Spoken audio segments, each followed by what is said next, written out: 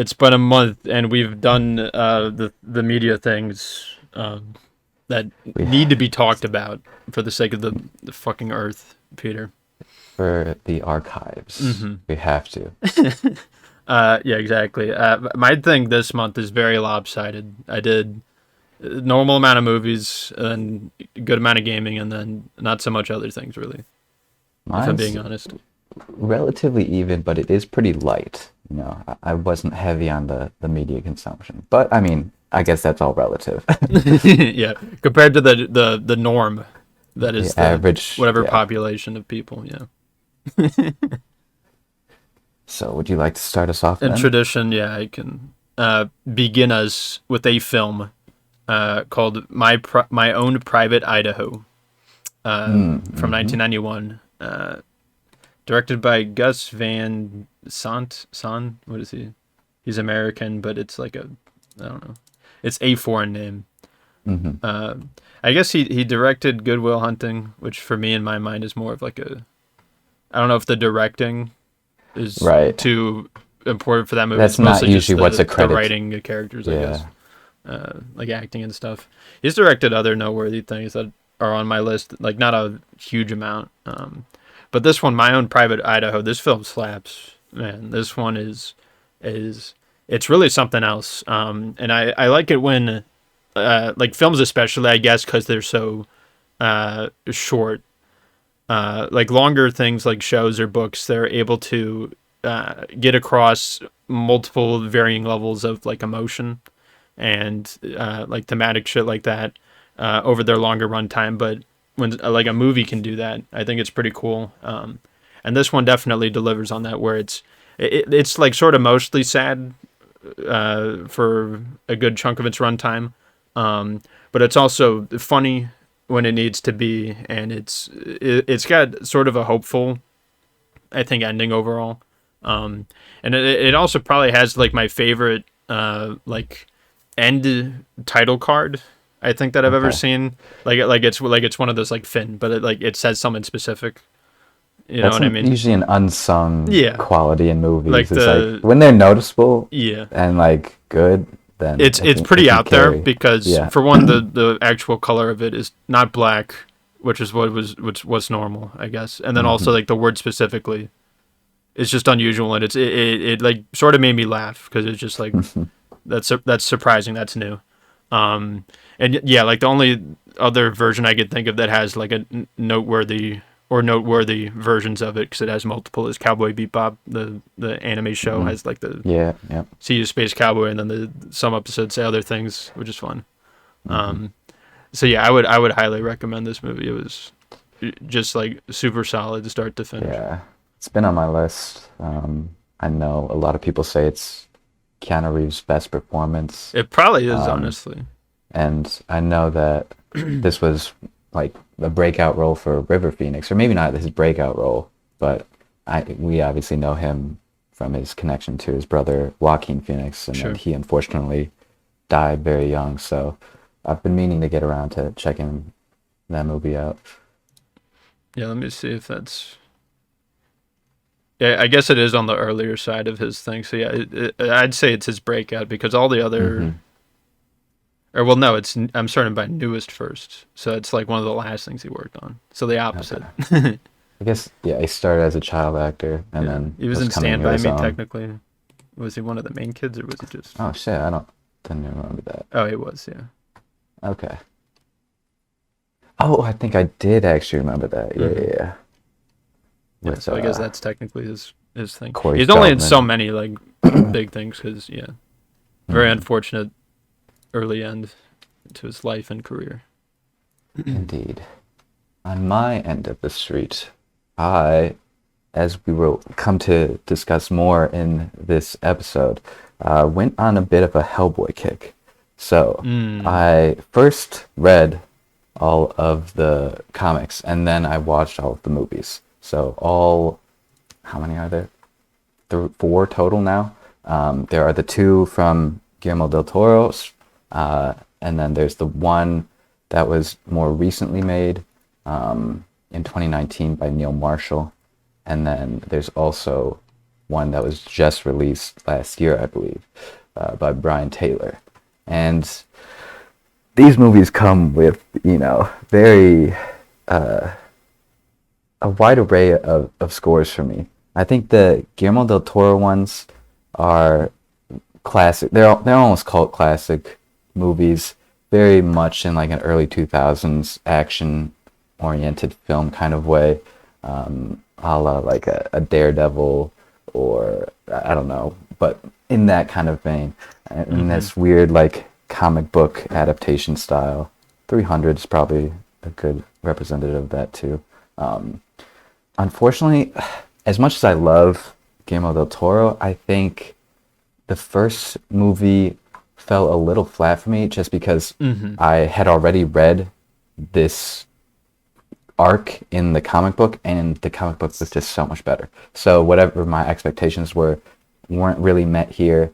Obviously Ron Perlman as Hellboy is iconic, and he has such a great voice and presence for the character, but I kind of hate how stupid he is, and like it's kind of a theme that most people, when it comes to the character's been depicting like himbified Hellboy, or something. exactly, Himbofied.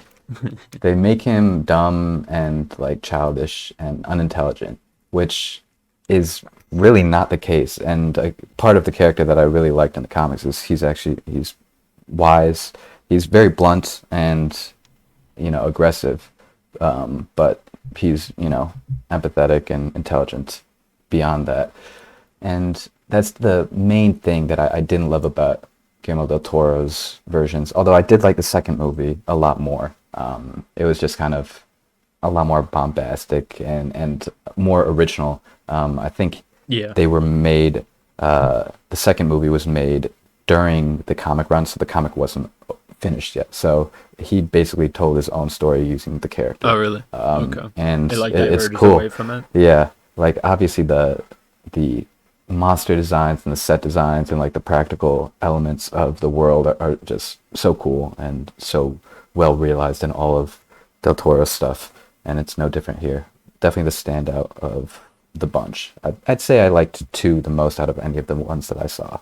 The one that came out in 2019 was ass. Fucking garbage. Yeah. Like it was so annoying. Like, oh, I hated the characters. I hated the direction. It was just like weird and cheap. The gore was kind of like well done, I guess, but like nothing else was. And like there's maybe a couple interesting elements to the direction of the action, but other than that, this movie was ass. Oh yeah. And then the one that just came out most recently, I think it ended up going through some type of production hell, and like you can definitely see it's an incredibly rough looking movie. Just like not a lot of CGI, but when the CGI is used, it's very cheap looking, and definitely takes you out of the movie.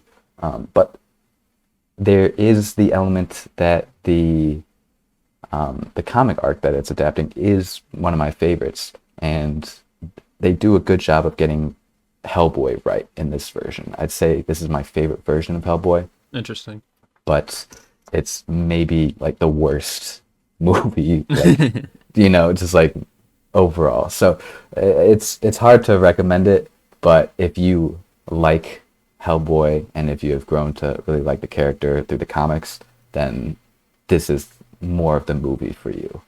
Yeah, interesting. I've seen the first 3. I wasn't even aware that this 4th one was literally even just out. last year. So is it came trying out to without... like technically be a sequel of the 2019 one, or is it just trying to No, we're gonna adapt this part of the comic now? It's completely separate. It's just like a one-off, it seems like. I don't really know. It came out with no fanfare. No one was talking about it. Yeah. Nothing touched it. So it seems like it flopped and it was just a production hell. But the movie is interesting. It's directed by the Crank dude.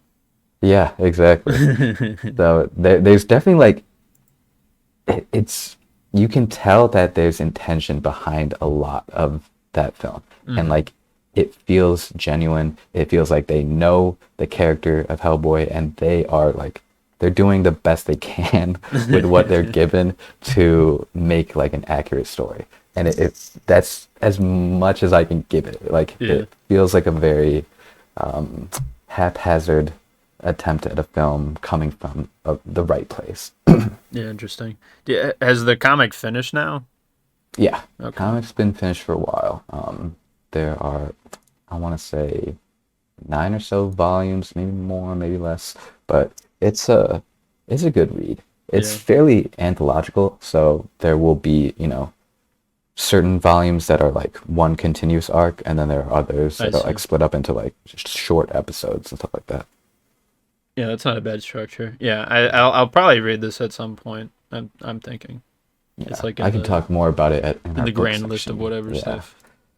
Yeah, I added the fourth one to my list also because I'm like, why not? I'll check it out. Hmm. It sounds fun. If you have already watched the first 3, then Yeah, might might as as well. well. Might That's as how they get you. That's how they get you. All right, yeah. But if we want to be anti-franchises, this next film is all about the opposite of that, where it's this documentary, which I don't see too many of these, but it was this one called Indie Game the Movie, and it's about indie development, focusing on a couple dudes. It came out in 2012, so I forget that they cover like 4 different games. One of them is Super Meat Boy, which was made by 2 dudes.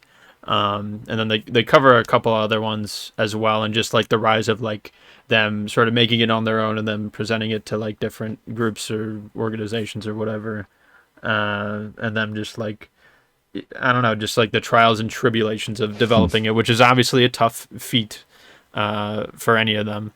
And I think some of them like started doing it when they had a job or continued doing it when they had like a full-time job and did it on the side, and some of them were able to somehow completely dedicate all their time and effort into it. Either way, it emphasizes like the entire struggle of it in this somewhat over dramatic way. I think that's the main complaint of it is people are like, it's too dramatic, and like it's sometimes the music and like the specific things they said there was like once or twice where it was kind of really silly. But like the thing is, like I could like imagine these guys like behaving in real life, and like I feel like I've met people who sort of behave like them, and they're very dramatic people. It's like and like this is their lifestyle. This is their more than just even occupation. Like it's their hobby lifestyle. It's their sort of everything. So it's like the thing they care most about, and like they are kind of annoying. Like if you were to maybe meet them in person, and like I don't know if that's even a fault of the documentary for like showing that off, sort of, but it does like lean into that sort of stuff, and it could at times feel like it's promoting like, yeah, this is the most messed up thing ever, when it's like it's not, Yeah. but it like to them it is. So that like that's why I'm sort of able to look past it a little bit, and I could accept that like, yeah, these are just like nerd weirdos living out their doing what they love, sort of, but with like negative stuff going on. And that's sort of how I view it, in a, I guess, more optimistic way than some people who have seen it. So, but I did like this overall. It was quite nice and introspective. Just like a couple of moments where like that's silly. A little But yeah. overwrought, and it is interesting that being passionate about something only takes you so far before it becomes like annoying and like overwrought and overbearing. Yeah. But Because an entire video game, that's tough, man. Like I have ideas for video games and stuff, and it's like I'm not doing it any takes of a those lot 'cause of work. Like... And yeah, there's a ton of personal value that they have staked in it. No, I know. It makes sense that they take it seriously, but I also understand that it can come off as corny as fuck when Totally. they treat it like Totally. life or death. When Yeah. they're fortunate enough that it is not the case. But I don't watch many documentaries, so I might have to Yeah. check that It's a out. decent. There's on my end, I ended up, dipping my toes back in the water of franchises with Hellboy, and so I decided to just jump straight back into it with the whole list of Disney animated Uh, movies, Pixar stuff like that. Starting from Ralph 2, Incredibles 2, Frozen 2, Onward, Luca, oh my god. Raya, Encanto, Wish, Turning Red, Lightyear, and Elemental. God. So yeah, that was February for me. And what can I say that hasn't already been said before? Wow. Compared to the animated movies of yore, none of these sequels slash, I guess, original IPs are, hold a candle to any of the ones in the past. Ralph 2 was really bad. It's just cringe and lost a ton of like the character development in the first one and just, chose to go really weird, kind of cringe and like depressing directions with like just like the amount of like product placement and like self-masturbatory aspect of the internet. It's just like it was a bad movie. Incredibles 2 was good, I think. The animation's great, and I love the first one so much. Unfortunately, the villain ends up like falling super flat, and like the second half is just like kind of shot in the ankle because of that. But I think overall it's a good movie that I enjoyed. Frozen 2 I thought was mid as fuck. Like I don't really remember much of what happened. I think the music was still good and memorable. I think that is one of the only things that it had going for it. Onward was also mid. I think it was like kind of interesting as like a new, I don't know, like fantasy animated movie that Disney hasn't done in a while, that hasn't been like, a remake or a sequel. Unfortunately, I think it's just the writing's not super great, nor is like the actual plot or narrative. I think it comes from a genuine place. I can tell like the director probably had like a lot to say, but I think it's hampered by being a Disney movie and all that entails. Luca also, it's like it's mid. These are so middle of the road. It's like they all tell the same kind of like overwrought coming of age story where their parents they don't understand them, no one understands them, and they have to go through some kind of journey to come to terms with them and find out who they are in all of these movies. And it's just not super interesting. I guess Luca made me smile sometimes. It's little, warms the heart at moments, which I can't say about Raya and the Last Dragon. That was like, the more I thought about that movie after watching it, the more I found things that I hated about it. I think the world could have been cool, but I think it was super like flat and cardboard, and none of it really had any depth to it. And the lesson that the movie tried to impart on the audience is like to trust everyone no matter what, even if they have betrayed you. Like, always trust. And it's just like, it was super conflictatory and just like a terrible message, in my opinion. Encanto was good. Encanto, good soundtrack. I mean, people know it for the music, and I think well worth it. Animation's fun. But I'm also getting tired of these, familial trauma type movies that are coming from Pixar, where they all end up kind of being the same thing, starting from like Coco, Encanto, and now Turning Red and Luca. It's like there's a lot of these. Turning Red was also like, it's just like super cringe, which I guess is the point, but it's just like annoying for me. Didn't love it. It was middle of the road, I'd say. Wish, bad movie. No substance. Like trying to call back on the nostalgia people have for the past, as it was like, I think Disney's 100th anniversary or whatever. What a miss for 100th anniversary. Yeah, not a good one. Is that what that film try- was for? Or just did it Yeah. just coincide with it? I think it just coincides with Okay. it. But it was like there wasn't are intentionally. elements of it trying to be, celebratory of the anniversary and kind of get a little meta with it, but Okay. they don't really,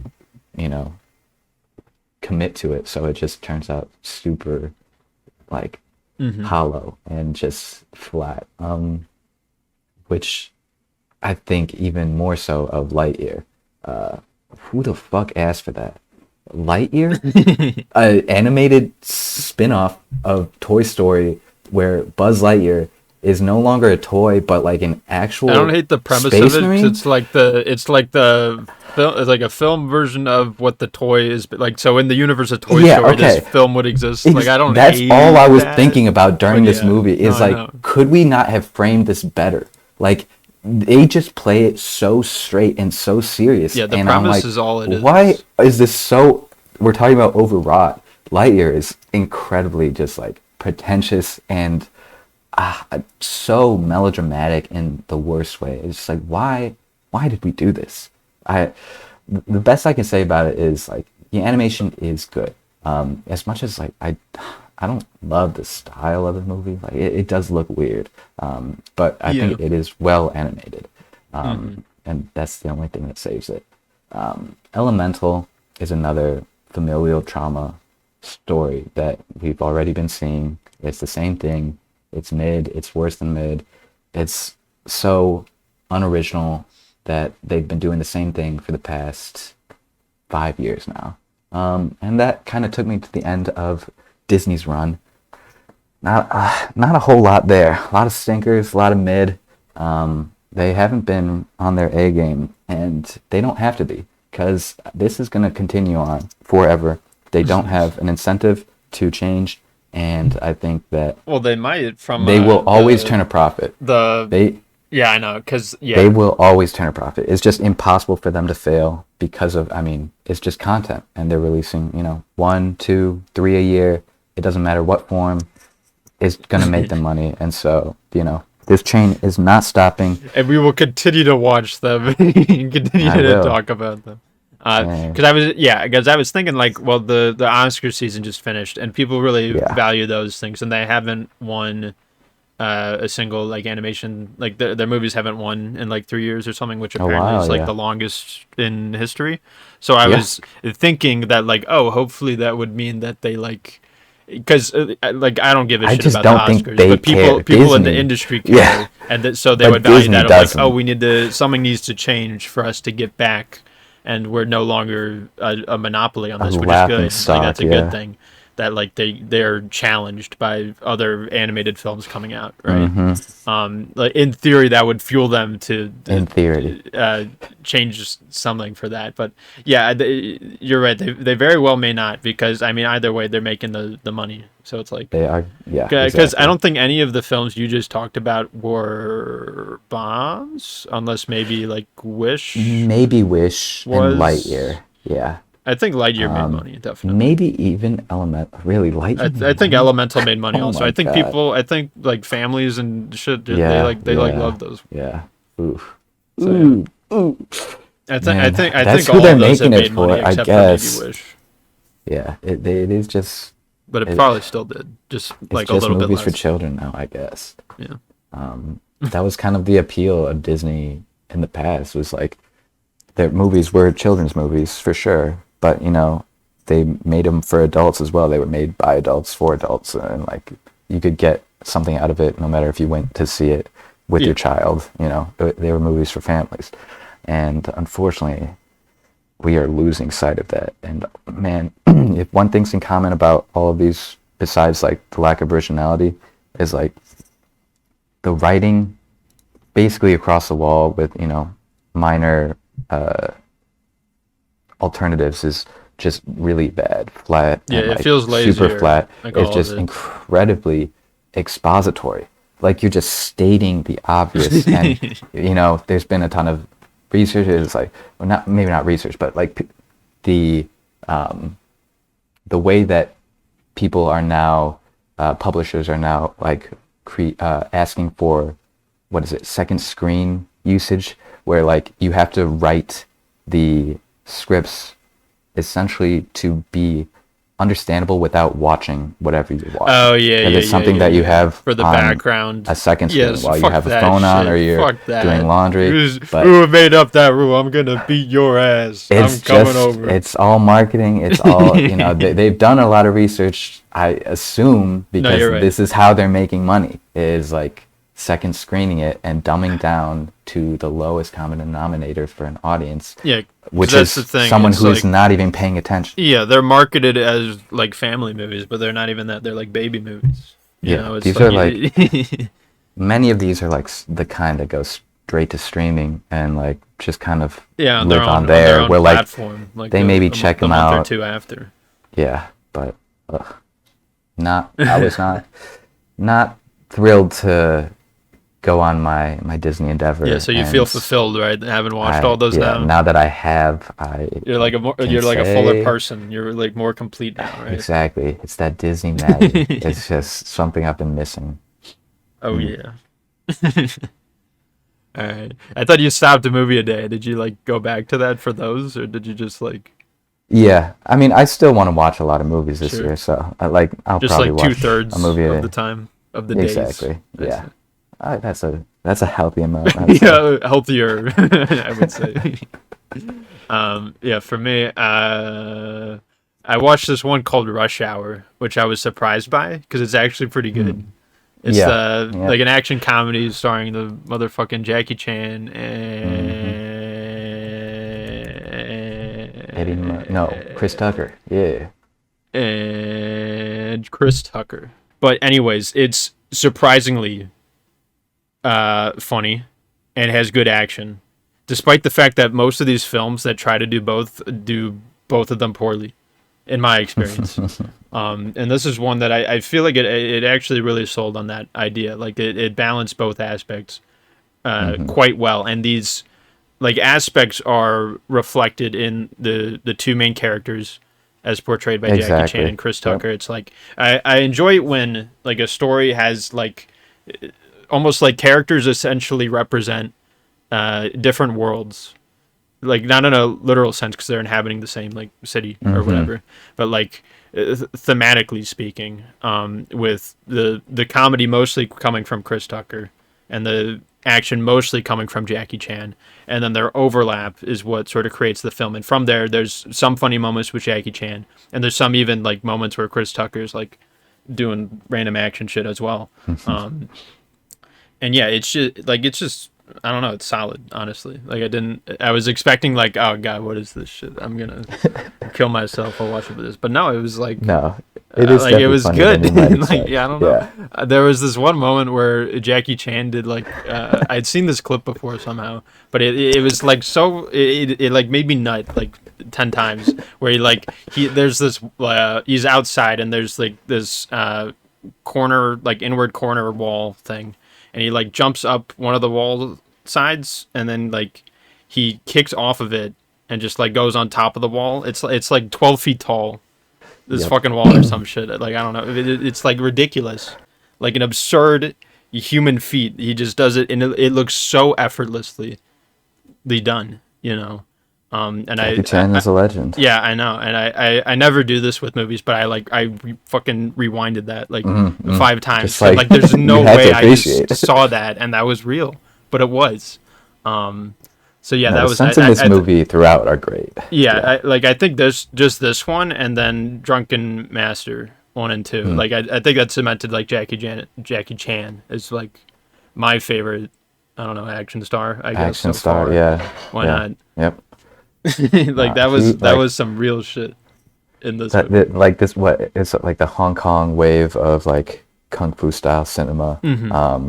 And I haven't done like a deep dive. I've obviously watched like a handful, and they're all great. Yeah. And like I would love to go on more of like a deep dive of like Jackie Chan stuff and like more of the Hong Kong cinema. Yeah, I've seen some of his, and I've seen some of the main Bruce Lee ones. I haven't seen Game of Death, which is the one that like is known for like he died while making that, I think, or something. And then the Chuck Norris one I also have not seen. But yeah, There's a lot. and this one, Rush Hour, like the plot of it, like it's nothing substantially like great or anything. No, It no. has like the same trope of like the Chinese artifact or like being stolen by people or Yep. something. Hmm. Like that was like in Drunken Master, I think both of them, and then also like the both of the Bruce Lee movies I saw. Also, it's like why is it always about Chinese artifacts being Yeah, and stolen by like you can foreigners? obviously explain it off as like, oh, it's tongue in cheek. No, This I is a know. comedy, obviously. So Well, the Jackie we're Chan not ones, trying I to be feel like original. they're I think they are like more self-aware of it. Like Hmm. they're goofier, and that's why I like those ones more. I Hmm. think also the action, like choreography and directing, is better in those. But it's like building off of the Bruce Lee ones that came before it. Hmm. I could only assume because I'm not a expert on this subgenre of action films. But yeah, this one was good. If you want a good laugh and you want to see some good action, which like a lot of fucking movies advertise that nowadays, but they're not funny and they have bad action. This one has good both, so I Yeah, would and recommend if it. you want to see Jackie Chan say the N word, definitely gotta check this out. I'll say that when I'm taking a sip of water. That was Always the kill the standout man. moment. I was like, hell yeah, Yeah, hell that's what yeah. I came to here for. On my end, after I watched all of these, lovely animated movies that Oh yeah, maybe I all 20 didn't of them. find so much enjoyment out of, I kind of wanted to go. I felt nostalgic for movies that I know were good, and not even Disney. I had to check out How to Train Your Dragon again because this is comfort for me. This is like Okay. such a comfort watch. It is soul food. It is what I watched so often as a child. Like I had this like movie memorized. I haven't watched it though in a really long time. Probably like I don't know, close to like 7, 8, 9 years now. Yeah, probably And same for me. Did I you just watch I just the just first one or did you watch? just the first one. Okay, I've watched all of them, sure. but I just wanted to refamiliarize myself with this masterpiece, and that's all I can say. Is like I had it. I think I had it as like an 8 out of 10 on Letterboxd for a while. This is going as a 5 out of 5 for me, as a 10 out of 10. I know that it is not a perfect movie, but it doesn't matter to me. It is a perfect movie to me. I just love everything about it so much. I think Toothless is maybe the cutest and most amazing animated character of all time. Hiccup, wonderful character, great to relate to as a kid. As this was, I guess, my coming of age story. Not so much that I related to him, but as much as I I also want a was Viking such wife. a Hell yeah. yeah, And ride and I dragons and love shit. Hell dragons. yeah. I fucking love dragons as a kid. So I still do. They're sick. And I could still appreciate them like to this day. Not to mention the soundtrack. Everyone knows it's a classic. It is maybe my favorite movie soundtrack. It's up there for all time. Like up there with like Lord of the Rings. I think noticed it mostly when I was watching How to Train Your Dragon, is the use of thematic music and like using themes to associate with either characters or moments, and then using that throughout the movie to blend and really back up what you're seeing on screen. And How to Train Your Dragon does this superbly well. Everyone knows it for the test flight sequence where they first fly without assistance, and everyone knows It's like cinema. it is cinema. It's absolute peak, and the music just accompanies it so well that Yeah. both of them, like the sound, the movie and the soundtrack, are like cemented in many people's brains as like incredibly memorable and super fantastic. And it's just like I feel like that's part of what is missing. I've obviously just described many things that are like missing and lackluster about these modern, Disney animated movies, and maybe just animated movies in general. But I think it's like somewhere along the way, I'm not like throwing shade at any of like the composers or anything, but like I just the soundtracks are not super memorable. Obviously, if we're going with like a musical, then it's different. Where if it's like an Encanto or a Wicked, or not Wicked. Yeah, well, yes, Wicked, but also like a Frozen 2, Sure. Or those kind of things. Maybe Moana. You have sounds or songs that everyone will recognize because they're pretty explicitly in the movie, and you can recognize it like that. Right. Whereas a more accompaniment soundtrack is just a little harder to get hooked in your mind. So it's less in your really face. nice. It's not like the whole movie stops and it's all about the song for like this couple of things. It's like other things are happening while the song is happening, and the song is elevating it. Yeah, and you don't want it to overpower and right. impose on the movie and like try and like over explain the emotions that we're trying to feel. It's got to strike that balance, and I think How to Train Your Dragon does that perfectly. It's a perfect movie for me. I love it so much, and I'm glad that it held up so well on rewatch, because I was a little worried. I was like, I always champion this trilogy as like my favorite animated trilogy for sure, and this has definitely solidified it. Yeah, cool. Have you ever read the books for this? Because there's like hella books, right? There's hella books, but I it's think also they're pretty like, different. They're completely different. Yeah. Like incredibly different. Not even comparable. Mm-hmm. Yeah, I bet watching fucking all those dozen mid to not exactly. less than mid movies like really helped you be like, oh my god, this slingshot my opinion is like, ever. holy, I've been thirsting for this. Yeah, I've been so hungry. Did you just watch it because like you randomly remembered that it existed and you liked it, or did you watch it in anticipation of the live action thing? I saw the advertisement at the Super Bowl and I'm like, oh. Wait, live action? Mm-hmm. What the fuck? Why would they do that? I'm pissed. I'm not looking forward to it.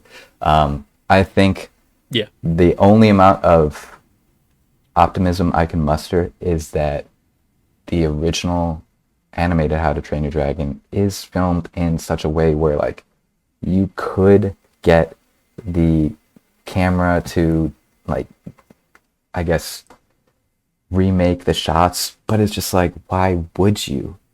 Why do that when you have the animated movie that perfectly encompasses all of like the themes and the story that the directors were trying to tell, and doing it in live action? It's never worked. I've seen them all. I've done my homework. It's not gonna work. I think the director is one. Probably not. Because I think the director is coming back. There's been more. I don't know when was the Super Bowl. That was a while ago, right? I don't know if there's been more information February. Since then or not. But it supposedly is just like a shot for shot type of remake, but it just like looks worse because all the colors are like absent and just like super brown or whatever.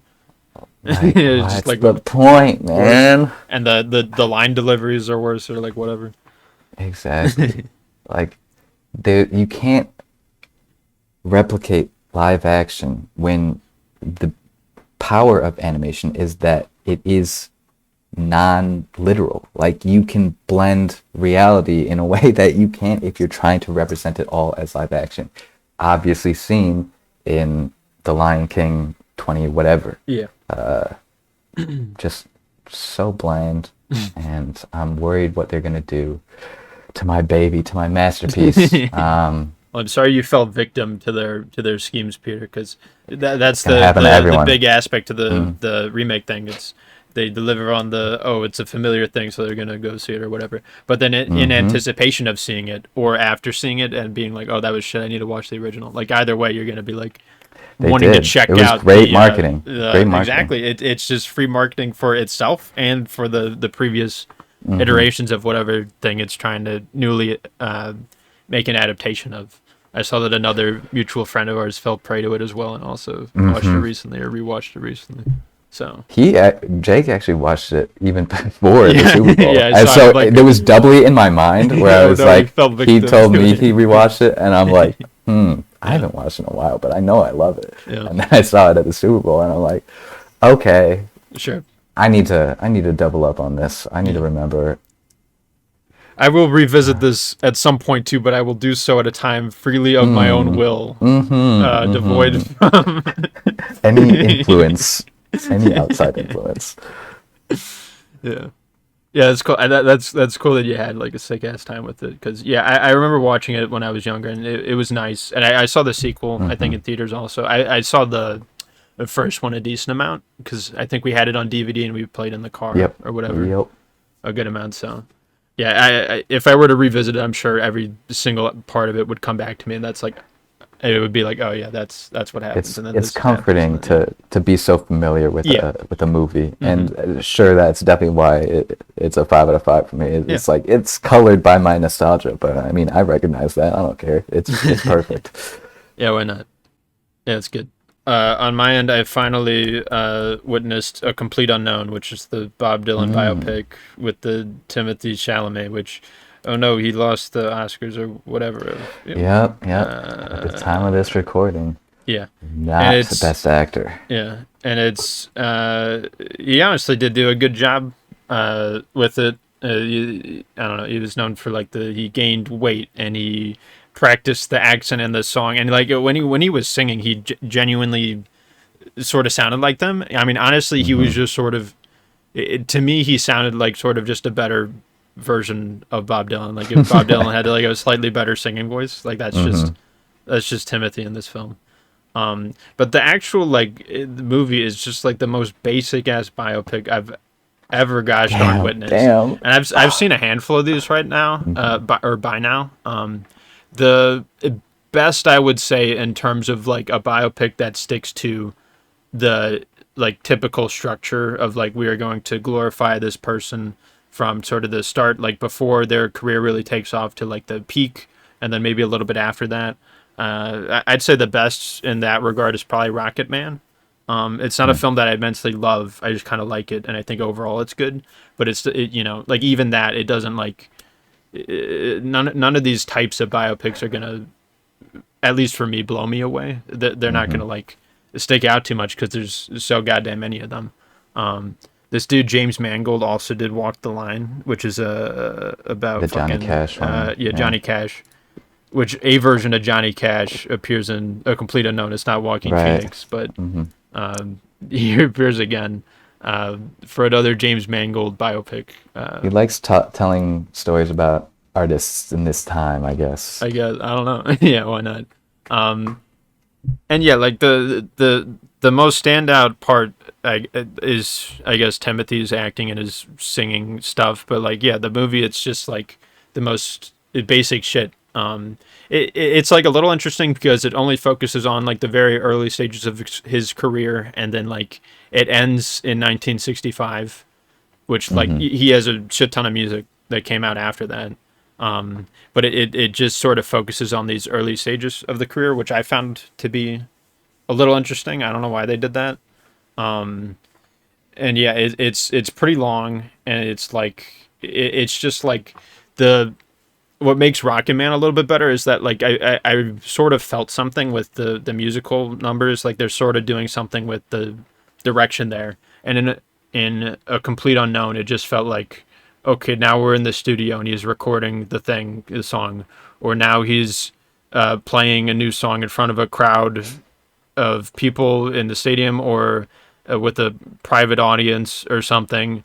And every time he does it, people are like, "Oh my god, he's the greatest, most genius fucking thing." It's like I know we're gonna suck these dudes off, like before I get into it, like that's sort of the point of it. But it's the same thing. Like each time, there's like however many, like close to a dozen songs in this thing, and they're all just that. They're all just either in the studio, or it's in like a concert, or it's like he's just performing it in front of like a small group of people. And it's like annoying. There's like nothing like interestingly done with it. It's just, okay, we're seeing the live performance of Timothy doing it. It's like fucking like make it visually interesting a little bit, maybe, please for my eyes. And also like you could probably do someone else for the audio as well. But like I don't know, it just kind of felt weird, I guess.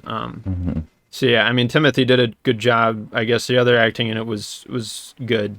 There wasn't really any bad acting in that way, but like it just felt like so bland overall. You know, it's like it could have been something more. I feel like the I'm not there thing, like Had some personality yeah, to it. it was different and it was weird and it was out there. And it I don't even know if it's necessarily a better movie than this because it's that one's sort of confusing. I'm not there. Which is a like, separate problem. yeah. But still I a think problem, overall but I did like it more because it did feel different, and I admired it for its differences. And this is just here's the same type of thing again, and we're doing it. You know, it's like whatever. again. Yeah.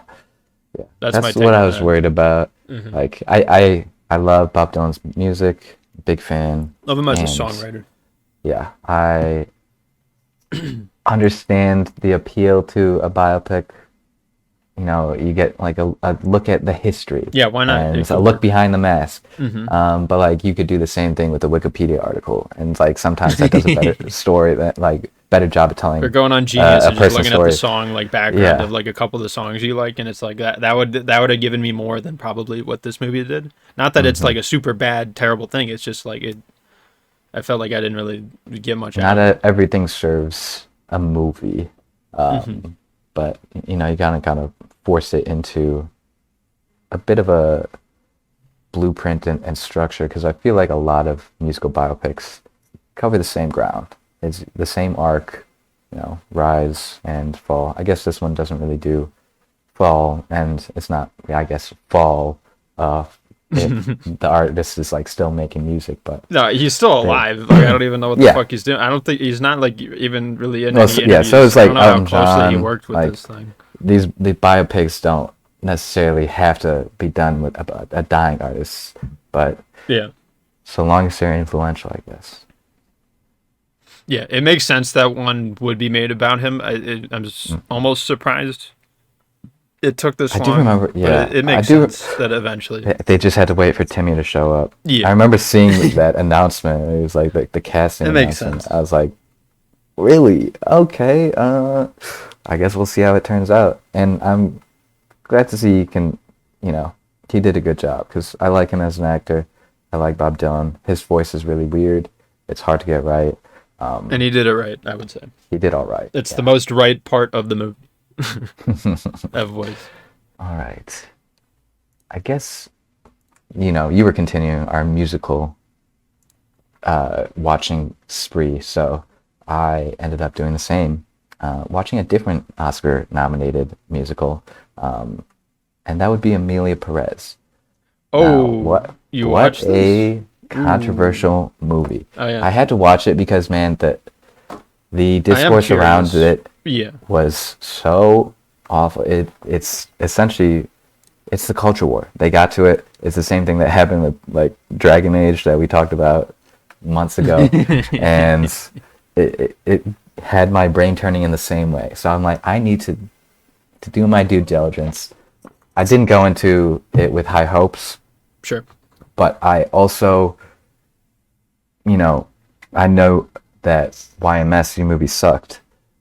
Sucks. Actually liked it to some extent. I know he gave it a 7 out of 10. So I was watching it with all of this in mind, which I think hindered my experience. I really wanted to go into it blind and just, you know, see what I thought about it without the context of all of this discourse that has almost all at this point been negative.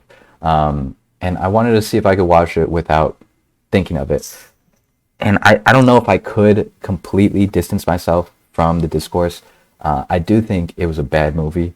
I think it's super messy. It reminded me a lot of another musical that we watched earlier this year or last year that yeah. many people have, you know, not With a French talked about. subtitle. Yes. This is directed by a Yes. French director. Another French connection, they might say. But it reminded me a lot of Joker. Yeah. Joker 2. Folie à deux. Folie à deux. And it's in the same way of they are trying to almost be, I've heard Amelia Perez be described as a anti-musical or like a non-musical. I believe that's what the director kind of wanted to get his point across as. And when I think of that, I think of, I guess, maybe even Dancer in the Dark is like what you would strive for when you're trying to make like an anti-musical, where it's like not as removed from reality. It's pretty grounded, but there are still musical elements.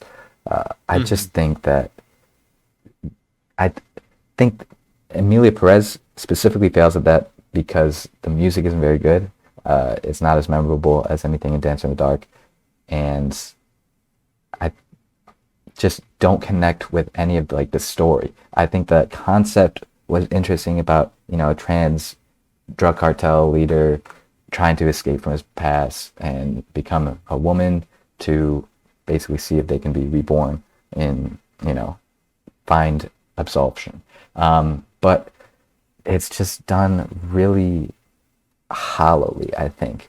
There isn't a lot of depth to the relationships between the characters. It seems like it covers a lot of ground too quickly, too thin. We're touching on a lot of like, you know, touchy subjects that deserve to have, you know, in-depth conversations about it, but we're mostly just glossing over it and using it as a bit of like a facade to, I guess, explore a interesting concept, but it doesn't do anything interesting with the exploration. So it's just a weird movie. I don't think it's like the worst thing in the world that many people are claiming it to be, but I understand people might feel more strongly about the issues broached in this movie. I just think I'm surprised that it was so critically lauded. I don't think it's good. Like I would compare it pretty strongly with Joker 2 in that kind of, you got really polished filmmaking and, you know, actual vision, but the actual like implementation of the story, whatever, music, something there is lacking and just not worth watching, in my opinion, or, you know, giving 15 Oscars to, which I guess they didn't. That was the discourse was just insane, especially in like the past month where, you know, Oscar season is coming up. So there, all the marketing pushes and the campaigns against and for. Sadly, Emilia Perez had very weak legs to stand on in terms of controversy, I guess. And so when, you know, the campaign started and lead actresses are coming out with, you know, really terrible inflammatory tweets, and the more people that look at it and look at the movie pick it apart and recognize that it's not really that deep and seems to be fairly inauthentic in what it tries to portray, it's just a pretty big mess in time for the Oscar season, which it is what it is. I had to check it out just to see if it was worth all the fuss, and it wasn't. But now I can say that. Yes. I am curious about it, so I probably will check it out at some point. I was looking at comparing it to Joker Folie à Deux in terms of ratings. Joker 2 has 2.4 on average on Letterboxd, and then Emilia Perez has 2.1. So it's a slight like difference here in terms of numbers. And the Emilia Perez is much more skewed to the left, where you got a lot more ones, which to me makes sense because on Letterboxd, more like comparatively to IMDb, you get those more like if people are offended by those are half stars, so it's even more like inflammatory. The 1 out of 10. Yeah, 1 is an out of 10. Yeah, my bad. Oh yeah. As in like for like 1 out of 10, like I don't. Yeah, just like if they're offended by it a certain like over a certain level, it's just 1 or like that's it. So, which to me, you know, makes sense. And I haven't seen this one, but I could imagine like why that might be. And it's probably a fair reason. Because I've heard the discourse of it, and I've heard YMS talk about it on his own channel and on the podcast, and he has, I think, overall a good way of defending himself. It's he kind appreciates of the filmmaking aspects of it so much and he interpreted the story in such in a different way than personal way. someone Yeah, who very. would Yeah. have like It's so interesting representing. that, Yeah, it's yeah. an interesting discussion, to be fair, and I think he And does I a do good agree job with it. despite Yeah, I like agree. Exactly. he's basically just like him versus the entire fucking planet, because everybody It hates is. this film, and all he is he's just defending his opinion, saying I'm not Yeah, he's asking not you to saying be that like they're wrong, and he's not saying that people are wrong for thinking it's a no, bad no. movie. He's just saying he found value in it because he saw it, he interpreted it a different way. Yeah, and I Which, think that's you know, perfectly I fine, should, and I that think, applies yeah, to like pretty much every movie it should that's be ever valid. existed, with Yeah, few or exceptions. any form of content is like you're going to engage with it in a Yeah, way that is unique to your own person. Obviously, that's going to be colored by a like an incredible amount of things. You're going to be influenced by so much, but it is a unique experience. And so getting bent out of shape over one yeah. person's We opinion, should be more they open. are non, yeah, as long as they're non like inflammatory or like, Yeah, you know, preaching violence in their opinion, I guess, yeah. then why do we care? Uh, who knows? Watch it and find out, I guess. Yeah, I'll probably check it out at some point, because yeah, again, like I listen to the discussions, but I don't care too much about being involved in them. I mean, if anything, the thing I care more about is like the afterthought, like when things have calmed down, time has passed, like what's the I actual will viewpoint be here exactly. on I this do sort of want to thing, come and flash forward 5-10 years. yeah, What's this gonna look like? exactly. And I hope that's sort of the focus on like the other sort of series that we do, where we look at a thing specifically, is sort of like a little bit after it's like initially has come out, where you could give more of a, I don't know, contemporary opinion or something. I don't know, A little something bit that's more cooler and better, nuanced, I guess. I don't know. Yeah, more refined, or something. better. Yeah. How many more do you have? I have 2 more. Okay. Why don't you do however many the rest of that you have? Because I may have shared one of them that you're going to present, and if you don't present it, then I'll just say it, and we can both talk about it. I ended up kind of pivoting towards. I went on like a fantasy movie kick, I guess, and this weird kind of trilogy that I ended up watching it as, which was The Neverending Story, 1984, Legend, 1985, and Stardust, 2007. I've seen one of these, which is They, Stardust. yeah. So save that one for last. All right. They're all kind of, I don't know, they were in my, you know, watch list at some point in time. Sure. And I just wanted to check them out. I don't know. But The Neverending Story feels very much like a product of the time. The actual like puppeteering, the sets, and the design of the world is really cool. All the actual practical filmmaking is really like incredible and like impressive. Fortunately, I think the story is not super impressive. I think it is very much the kind of movie that you watch as a kid, and then Sure. it, you know, imprints on you. Yeah, if it's Kind not of like nostalgic for How to you, Train you're Your probably Dragon like, for me. Yeah, exactly. I recognize that. I just think I don't find value in it coming as a 24-year-old now. Sure. So there are some charming aspects of it, but I think it's majorly hampered by having like essentially 2 child leads, and a bunch of child actors that are terrible. Like, ooh, it's really bad. And it definitely takes you out of the movie, and it makes me not like it. Like, it genuinely is bad enough to take it down to like 4 points for me. It is really bad. Damn. And then I checked out Legend, which is, you know, famous for having Tim Curry as the Lord of Darkness with his massive horns. I had no idea it was directed by Ridley Scott. Yeah. I completely forgot this was one of his. And I liked it. It's an interesting one. It's very melodramatic and super extra. The sets and like the design, the puppeteering, and the prosthetics, all of the work that went into making this world is really cool and impressive. There's like glitter in the air 24/7. It's really weird. It's like, I don't know, dust or like feathers. It's like weird particulates in basically every shot. It's so atmospheric and like full and rich. The story is like incredibly, really stupid and like classic darkness versus light, Sure. evil versus good. It's very. I mean, it's in the title. It's called Legend. Exactly. It's archetypal, and I thought it was cool for that. I think it just fully committed to the bit.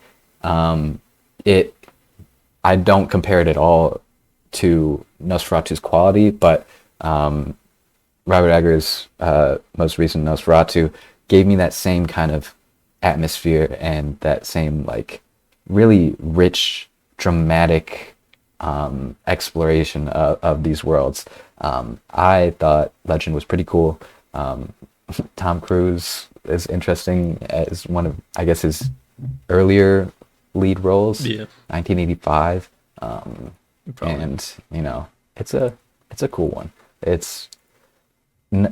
I would know what you're getting into before checking it out. It is just like super straightforward fantasy storytelling.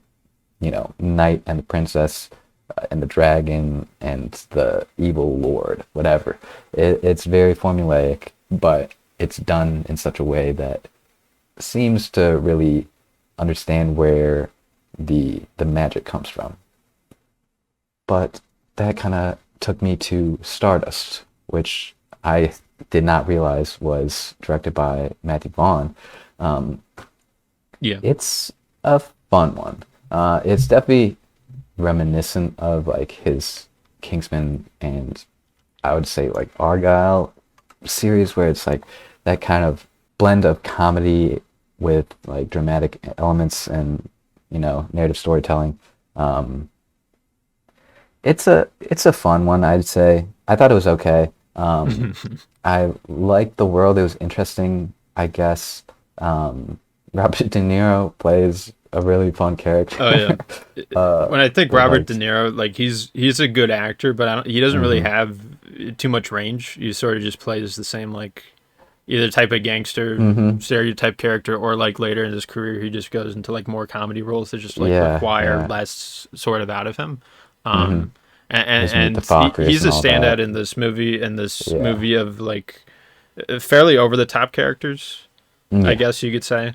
It is very heightened. Yeah, it's very out there. I literally I saw this film yesterday. I meant to see it earlier because on the homepage, on the homepage of Letterboxd, I saw that like it showed that like you had watched. I'm like, oh shit, I should. Yeah.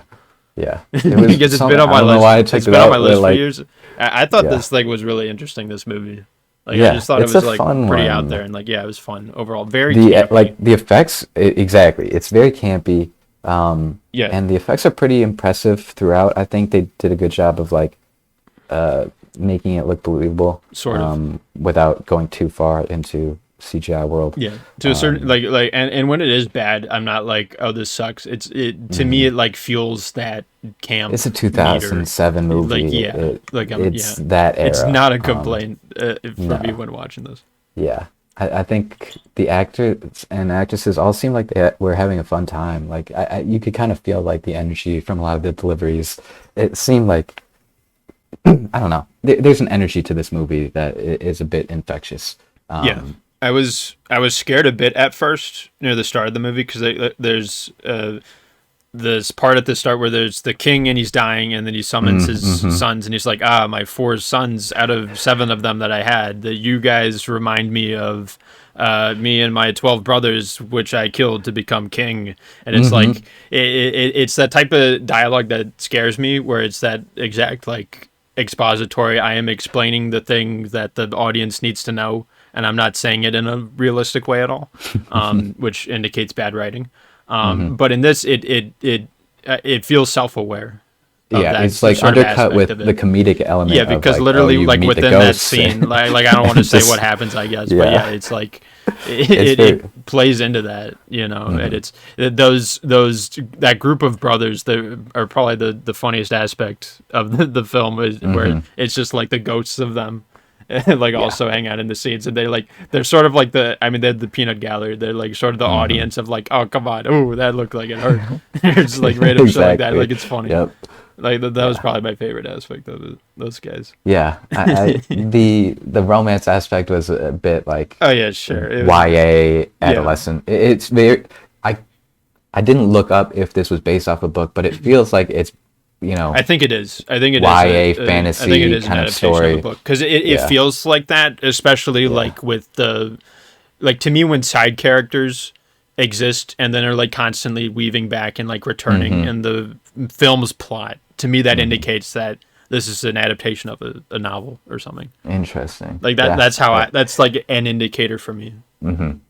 Yeah. And it does it in this movie, and it does it quite well, I would say, with the side characters and balancing like who's where at what time and when we're seeing them, and then now they're back in this scene, and now they're interacting with this other character who we met earlier, and like stuff like that. Like overall, it's a fun time. I wouldn't say it's like immensely like the greatest thing. No. Ever. And I can definitely see people seeing it being like, no, this is just like cheesy schlock mess. Oh yeah, or the opposite. But also, yes, I could see people really. It's a fairly, in your face type of movie. You'll get what you want out of it. But I enjoyed it. Yeah, same. All right. Do you have any more movies? No, that's it for me. All right. I do want to talk about one because it was one that you recommended a while ago, and that would be Lost Highway. I just watched that today. Because the Sardonicast also covered this recently. Yeah. That video released like earlier this week or last week. Yeah, because I watched The Straight Story yesterday, and I'm trying to, complete my David Lynch filmography, and man, it's just making me really miss his passing even more. Yeah, man. There's just no one is making movies or made movies like he did, and it's so particular, and his style and his dreamlike quality, his surrealistic imagery, and his themes and motifs of, doppelgangers, LA, shadows, all of these like subconscious elements. His psyche is so interesting as just like a true artist, someone who is like using film to make art. And it seems very apparent to me because I know he was like an artist, as like a younger artiste, I guess, and he just does a ton of things. He's very much like such an interesting character. And Lost Highway, I think, is just another like I love all of his films. It's hard to pick between them. I think Mulholland Drive. That's probably ekes out. But this one is also great. It's just this super ominous sense throughout all of his movies. This one maybe even more so than any of the other ones, where this one felt like there wasn't even much optimism at all. Like in Eraserhead, in Mulholland Drive, in Twin Peaks especially, there are like a lot of moments of not levity, but at least a bleak sense of optimism, or like an ironic kind of sardonic take on laughing at our impending doom or whatever.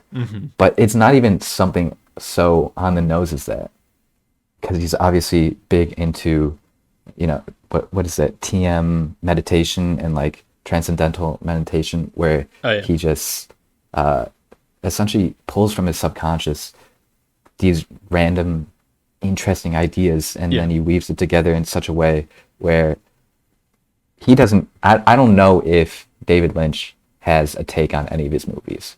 Like I don't know. That's maybe a hot take. It's like people want to believe that he must have an intent behind like every single pillar of like this thing. But I don't even think that most people are like that. I think a lot of times they make shit and then it gets out there and then people take it in different ways and stuff, and people sort of pool opinions together and come up with like, okay, here's the thing and what it is.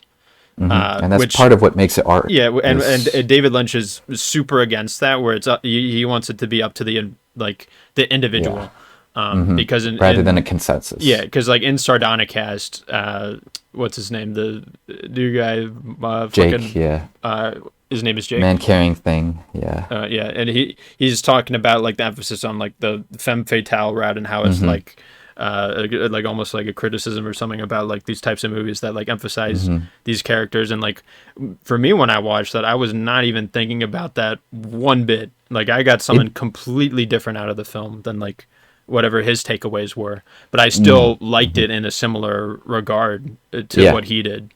There's a lot that you can read into. Yeah, and to me, that's Lynch's like movies. the intention of David Lynch. It's not, I want this one thing to be the interpretation. It's like, I want whatever, I want to make something and then have a billion trillion people have different feelings about it. Yeah. And I think that's completely fine. He worked really well with like motifs and symbols and recognizable imagery to get at feelings that are hard to put to words. And so it's something that most of the time is visual or structurally important. Like he has a certain way of structuring a movie that just keeps you off kilter. It's really hard to follow and very strange and just builds into that dreamlike quality that all his movies have. It's atypical. It's atypical to like purposefully. Yeah, unnerving, all of that. And Lost Highway, I definitely was picking up on kind of ideas like what Man Carrying Thing discussed, where, you know, it's definitely very brutal towards Patricia Arquette's characters. And you can kind of understand the narrative that there is like a plot that you can put together. I know David Lynch is like, don't even try to do that at all. But like you can see the man kills wife, becomes different character to try and deal with guilt, but can't escape. As that is like an overarching, I guess, plot, like a really boiled down synopsis. Yeah. But you're not watching it. And again, like that's not even how I thought about it. Yeah. Like you say that now, I was like, oh, that makes sense. And that's probably the that's thing just that it how probably is most likely. But like, yeah. You don't have to watch it and take that away because it is so impersonal and non-literal. Yeah. Loved his stuff. Love his stuff. And sad that, you know, we won't really get to see anything quite like this again. Yeah, man. If we had to recommend one film to our audience for them to, if they had to start, watch it, like it was their first David Lynch movie, what would it be? Because I'm trying to remember what mine even was. I think I watched A Straight Story Mine first, was which is his Mulholland most Drive. different one, because that's like the only positive, like sort of a cutesy one he's ever done. Which that is one that I didn't even rate that very highly though, because I think I was watching it at a time where I was watching bangers only, so I'm like, oh, it's mid.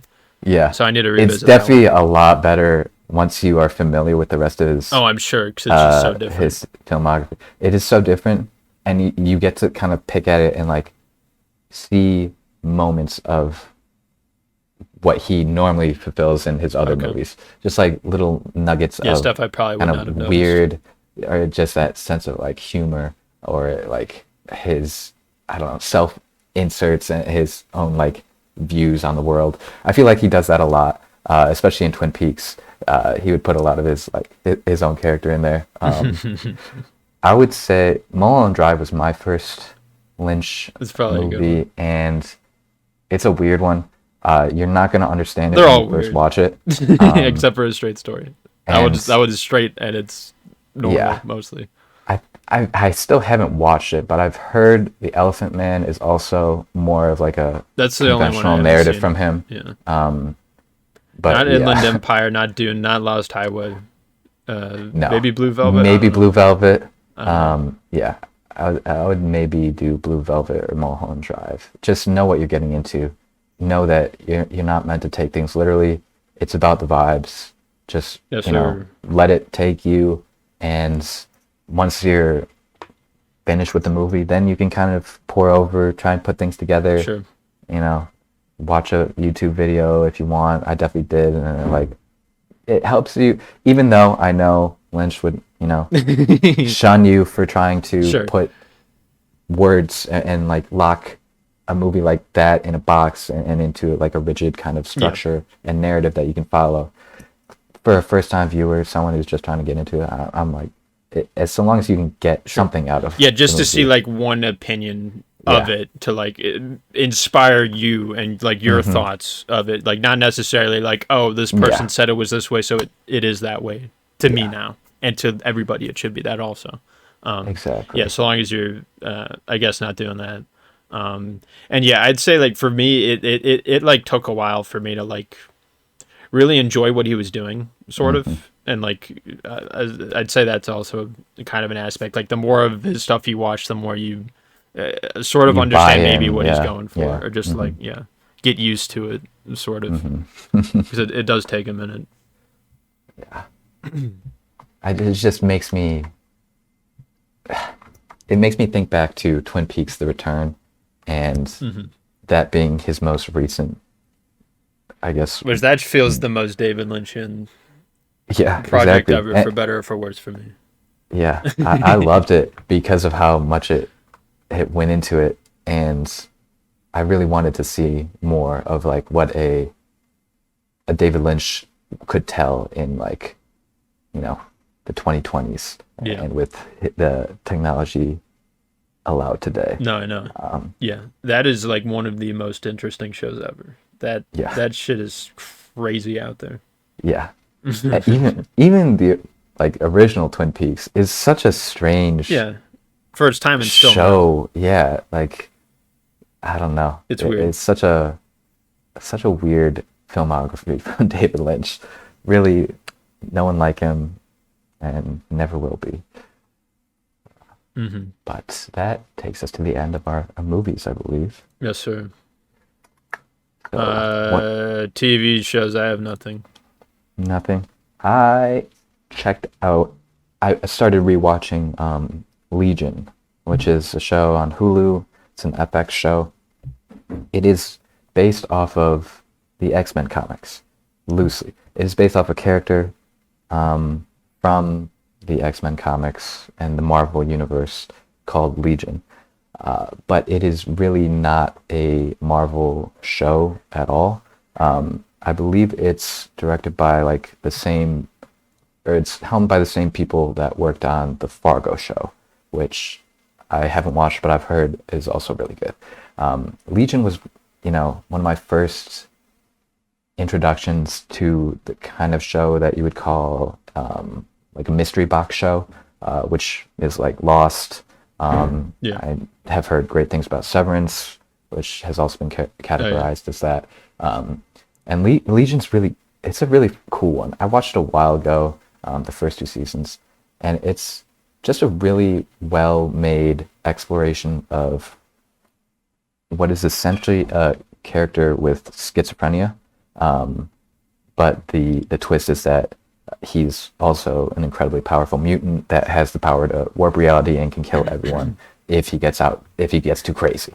And so it's that kind of fragmented aspect of the show that lends itself really well to that mystery box element, because nothing is really, you're not sure if you're supposed to take things literally. We have a main character who is clearly not in his right mind and has the power to do a lot of things that, you have to balance between what's real, what's not. Can he do this? Can he not? It's a cool one. Good acting throughout, and the writing is fun, but I think the show itself is just a lot of fun to watch through and try and puzzle out and explore with that kind of weird mystery aspect to it. Would recommend. Yeah, that's cool. You said it's adapting the comic, but it's removed from like the whole like Marvel shit. Yeah, and it's not necessarily adapting any comic book run, I don't think. It's just taking the character and based off of creating something new. Like Yeah, exactly. Same characters, same sort of roles that people have, but just like its own original story. Yeah, they don't mention much about the wider Marvel universe basically at all. Like, not at all. Good. It's basically completely removed for the first season. Yeah. But that's still refreshing. Cool stuff. I would recommend. I believe there's 3 seasons. I still haven't watched the 3rd one, but the first 2 are really cool. Yeah, I might have heard of this. Is this the same? There's like a movie called Legion also that's about like it's the angel dude. I don't think it's the same. I don't I think think it's so. very different. I'm gonna sound like a big fool. But I do, yeah, yeah, It just the has the same name, I think. 2010 one, yeah. I don't know what that one is. It just you said X-Men, and I know that in the X-Men 3 there's a There's shirtless also an angel one. there's Yeah, a shirtless yeah, dude yep. who's it's basically the same shit. I mean, this dude he has like an Uzi or something in the movie Yep, poster, yeah. so I don't think the X-Men character does that. So yeah, Never the Mind also stars. All right. It's Paul Bettany who's in Marvel shit. Yeah, I did not realize that. I guess he's a big name. Yeah. Okay. Well, onward to the video games, of which I have 4. All right, start us off. I just Wait, have how one. many do you have? Just have one, so. Just one. Yep. It'll be Oh. one that you're pleased to hear about, though. Oh, am I? Okay, because you are going to feel very much the opposite, Peter, as Oh, is okay. the audience. Uh-oh. The disappointment wave that is, I could feel it incoming. Okay, but I'm gonna do my best to sort of define and lay out the situation here, because I'm going to say some things to you, Peter, that are very basic to you. They're on your front level of understanding. You've known these things for years now. But in case we get some good-hearted, noble, and normal people watching this show, I will defile their hearts and brains and minds for a tad, if they will allow me. Blaspheme. Okay. So, in Japan, there is this term called gacha, and this term is used to describe these machines that Peter, you gotta stick with me here. I'll hear you out. You gotta stick with me here. Okay. Okay. There are these machines called gacha machines in Japan, and we have versions of these in America as well, but they're kind of shitty. They are the things that you walk up to either in like a toy store or like a restaurant Grocery or some store, shit. restaurant. Yeah, and they're like these machines that you put like a quarter or $1 into or whatever, and you put it in, you like spin the thing, and then up pops a capsule that has like a shitty random toy or something. And they have these things in Japan, and there they sort of take it to the next level. I don't know if, because you've been there, I don't know if you've Yes. ever tried out those machines or just have seen them out in the wild there. Never tried them out, but definitely walked past many. Did anybody you were with try any of them? Yes. There were definitely a few. Because they're that all over the were place, right? Gotcha. Yeah. They are basically everywhere, and it is much more like of an organized thing than just like, Yeah. I don't know, random coin slot machines that appear in like, I don't know, a Walmart or like Exactly. the back of like a in pop-up America, shop. they're It's just like the weird. shittiest things Yeah. ever. But and in Japan, they sort of take it to the next level where I think some of them are more expensive, but the shit you could get out of them is like, I don't know, it's a higher grade, higher quality, whatever type of thing. Some of them are, yeah. Yeah. There's definitely, they run the gambit. And in video games, the term gacha can be applied as well, and also in America or in Western developed games, we have these sort of similar types of mechanics as well. The like Western equivalent would be loot boxes, as seen in like Overwatch or CS:GO or something. And gacha games specifically, they're all about. They're usually free to play, and they have some sort of in-game currency that you could also use real-world money to use to purchase roles for certain things, usually characters in-game, that you would unlock only through this rolling mechanic that allows you to randomly maybe get the Have a character chance. that you Yes. sort of want to get.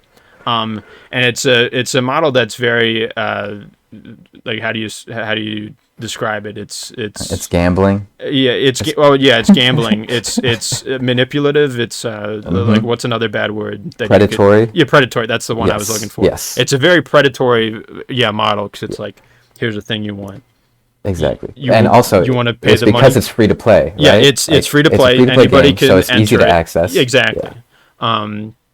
And yeah, the sources they give you in game typically are very low, to the point where the bare minimum. Yeah, and different gacha games are better or worse at like giving like enough of that in-game currency out for the player. Some of them are more free to play friendly than others. The not one but two of them that I checked out recently are a little bit less on that side, sort of, but they're Less still kind of free-to-play fun. friendly, or did you say less free to play friendly, or They're sort of less more free to play friendly, Okay. I would argue, overall, compared to like some other things that exist, but also comparatively to like some of the other big ones, they're much better, which I'll be comparing and contrasting a little bit here today, if you would allow me. And one of them is this one called Wuthering Waves, Peter.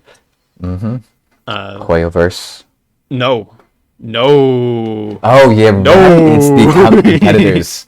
Did you? Okay. So yeah. Hoyoverse, but it's good that you brought that up, because Hoyoverse is they are a gacha like machine unit thing.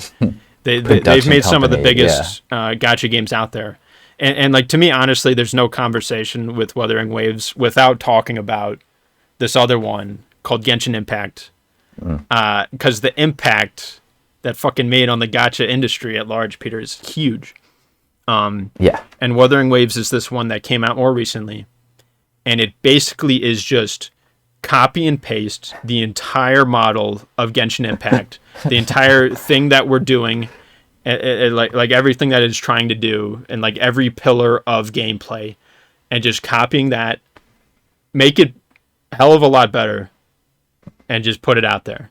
And I'm kind of surprised that there's no lawsuit, because both of them are made by Chinese developers. This Wuthering Waves is done by Kuro Games. Yep. And yeah, I don't know how the copy shit works over there. It's not literally copy paste. It's not like, okay, it's the same character from Genshin Impact here, and then it's like the same model or whatever. It's like, it's not on that level of it, but just like in terms of like the actual the design flow of the systems, it's extremely similar. And I mean, hey, Genshin had the same criticisms thrown at it when it first released, with its comparisons to Breath of the Wild. Yeah, and totally.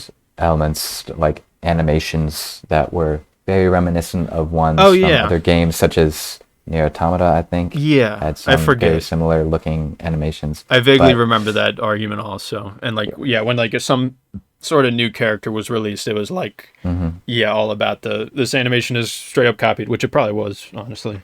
Yeah. But yeah, Genshin Impact, for within the wide gacha market, it was known for, it was this open world gacha game. It was sort of the first of its kind, and it was unique in that way. And The first breakthrough. and I, among numerous other people, one of them may also be on this call, tried it out, Perhaps. and I enjoyed my time with it. And I am weird with gacha games, because I'm pretty damn good at remaining free to play for pretty much everything. Yep. The exception being TF2, because I wanted the fun hats and the weapons that track how many times I kill people and stuff, because that's fun. But for gacha games, I don't think I've ever spent any money on any of them ever. I'm like, not even like, because there's like temptation, and then there's like mild temptation, and then I'm like a little bit below that, where I'm not even on the mild temptation. Like, I see it sometimes, but I'm like, yeah, I'm good. Yeah. I'm good. I was able to never do that for Genshin. And yeah, those games, well, I know Genshin specifically. I don't know if that's your second game that you are talking about. I'm just but comparing Genshin is fairly free-to-play friendly. 100% agree with you there. Where you have to grind for months to have a chance of getting a 5-star unit that you want. And that's a chance. It's a 50-50. And so 3 months of grinding will get you a 5-star. But you have a 50-50 chance at getting the one that you want. And obviously the pity rates are like, they all have to be explicitly told to you, because otherwise they would be categorized as gambling. Yeah, exactly. And in order to get around these various, licensing issues that they have with, the U.S. government and whatever governing body, regulates gambling, online gambling. Yeah, exactly. The they're video trying games to will find a way avoid around. that while like Yeah, basically being they are tight roping throughout. totally. I know there were many, conflicts in the Western world with loot boxes. Yeah. And, Oh yeah. there were a lot of Big time. lawsuits that were filed around there. Was that Same the Star thing Wars with Battlefront 2 Gacha thing? game. Was Yeah. that the one that started Yeah. that? Yeah, What a time. I think that was the big one. Yeah.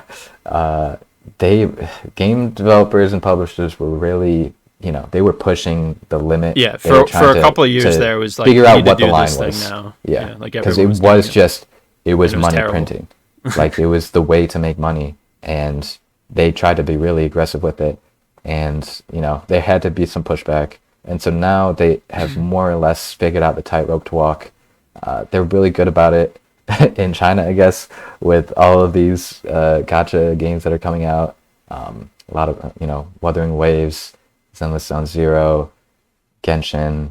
There are many more that I could name off. They also did this one Honkai Star Rail, which I played for a little exactly. bit. That's That one was yeah. like it was like the story was like way too expository, and it was just like it was also sort of more on the pay to win side of things, I think. And like I eventually played until I got like my sort of guaranteed 5-star thing, and I just got some like generic ass boring dude, and I was like, fuck this.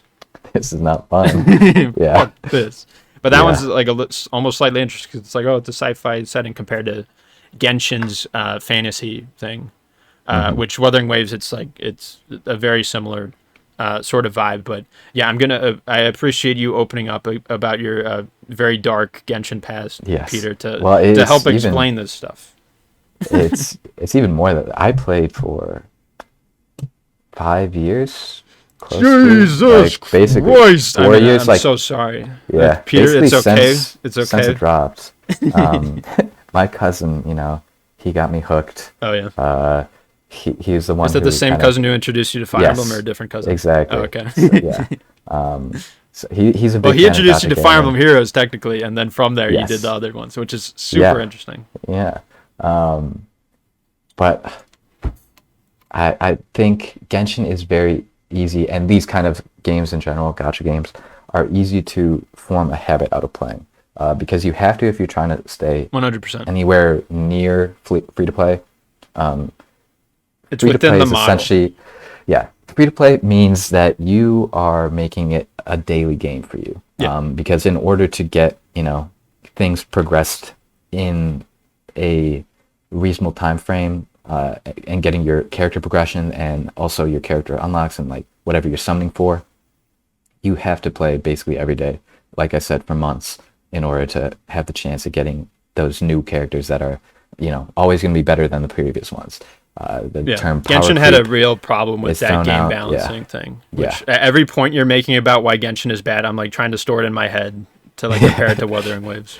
Yeah, because it's just it's a thing that is common in many gacha games. It's just a bit of a formula, because when you have to release something new every month, every week, whatever, They want constant sort of updates to keep the players in the game, and yet, it like has you to be said, upped. they have dailies, they call them, or Yep. weeklies, where it's like complete these objectives every day and you get this many rewards or whatever that Yeah. bumps you up how many points on this tracker. Yeah, and once there's you a get to this battle level pass on the tracker, then you always. get this reward Yep. and stuff like that. Yeah. It's It's like just the exact same for Wuthering Waves. the amount of layers to monetization they have in a free to play game.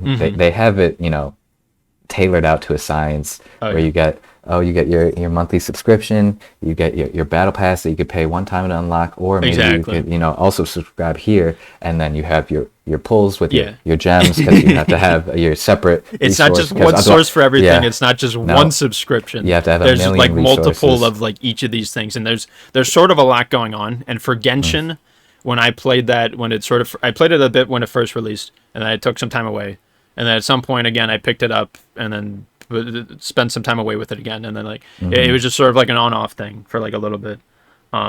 And like, yeah, it was definitely like an overwhelming thing. Like each time I went back to it, I'm like, what the fuck even, or like even when I was starting out, I'm like, what even is Like, what do I need to keep track of, or what do I need to care about? And progression moves a lot faster in Wuthering Waves. In Genshin, I don't think I even finished the story or was able to do There's a whole lot. do most of the events or anything. And I like started near launch and stuff. And like Wuthering Waves, I'm playing. I mean, maybe like almost a year, or at least 6 months after it came out. So it's like still pretty recent. But like it took me like less than a week to catch up with the story, and then just to do like the side stories, which there are a couple of those for like some of the various characters, which those are really good, honestly. And like this the Genshin story, I don't remember much of it. I didn't really pay attention to it, but the Wuthering Wave stories, it's okay. I think overall the character side stories I think are a little bit better than Genshin's stuff, which it also did. And yeah, the for Genshin you had the 50-50 shot of the 5-star. You have a similar thing in this game, except once you fail, then you're guaranteed on the one after. I'm pretty sure. Yeah, that is how. Which is how Genshin worked also. Yeah, okay. I think that's how most of them work. Work, just because if they didn't do that, that'd be fucked up. They would get sued. So like they have it algorithmically tailored to get the most money out of players. And I mean that's how many live service games are. You know, MMOs suffer from a lot of the same problems. So it's not like this is a thing unseen to the Western world. It's just that, you know, it's a different form of it, and it's a very polished form of it. Yeah, man. So yeah, progression goes a lot faster. I'd say they're more for like they give out more like materials. Like it's I think way less grindy than Genshin. It still is. I don't think there's ever going to be a gacha game that isn't the grindy at all. It's just the level that you can put up with. Like how long would you say it took to do dailies in Genshin? Genshin, it's a grind. Like it's like day. An hour a day. It's an hour a day. Yeah, that's insane. Your dailies done. Right. Yeah. In Wuthering Waves, it's like 10 to at most 30 minutes. Like 30 minutes if you fuck around. I guess dailies are it's the thing that with a lot of these a lot of these gacha games, there is a stamina aspect that we haven't talked about yet, where there's a resource that you use that refills daily. And in order to get access to certain dungeons or whatever, ways to grind for to get certain materials, resources, upgrades, you can only get so many of them per day because of this limited resource that refilled in real world time.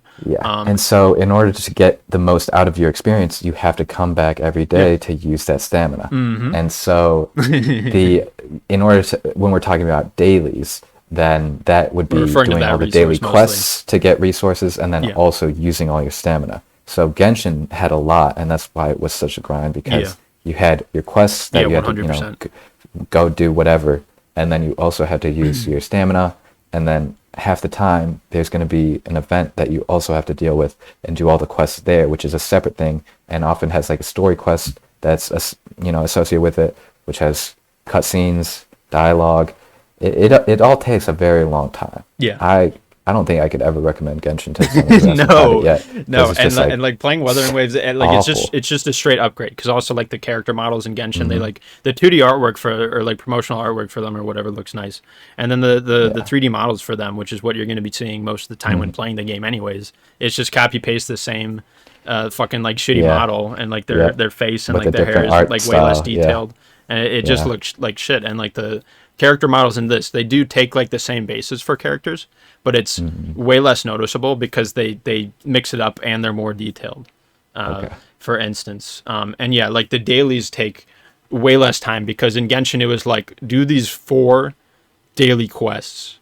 In Wuthering Waves you have one of them, and it's optional because the points you like would potentially get for that, you could just also like do these number of other things which would contribute to this, and then once you have 100, like you're good, sort of thing. So it's like it's way better. Like part of the weeklies is do 3 daily quests. So like you do 3 of those a week. You would do 3 really short daily quests per week, compared to Genshin, which had 4 times 7. 28 of those Yep. shits.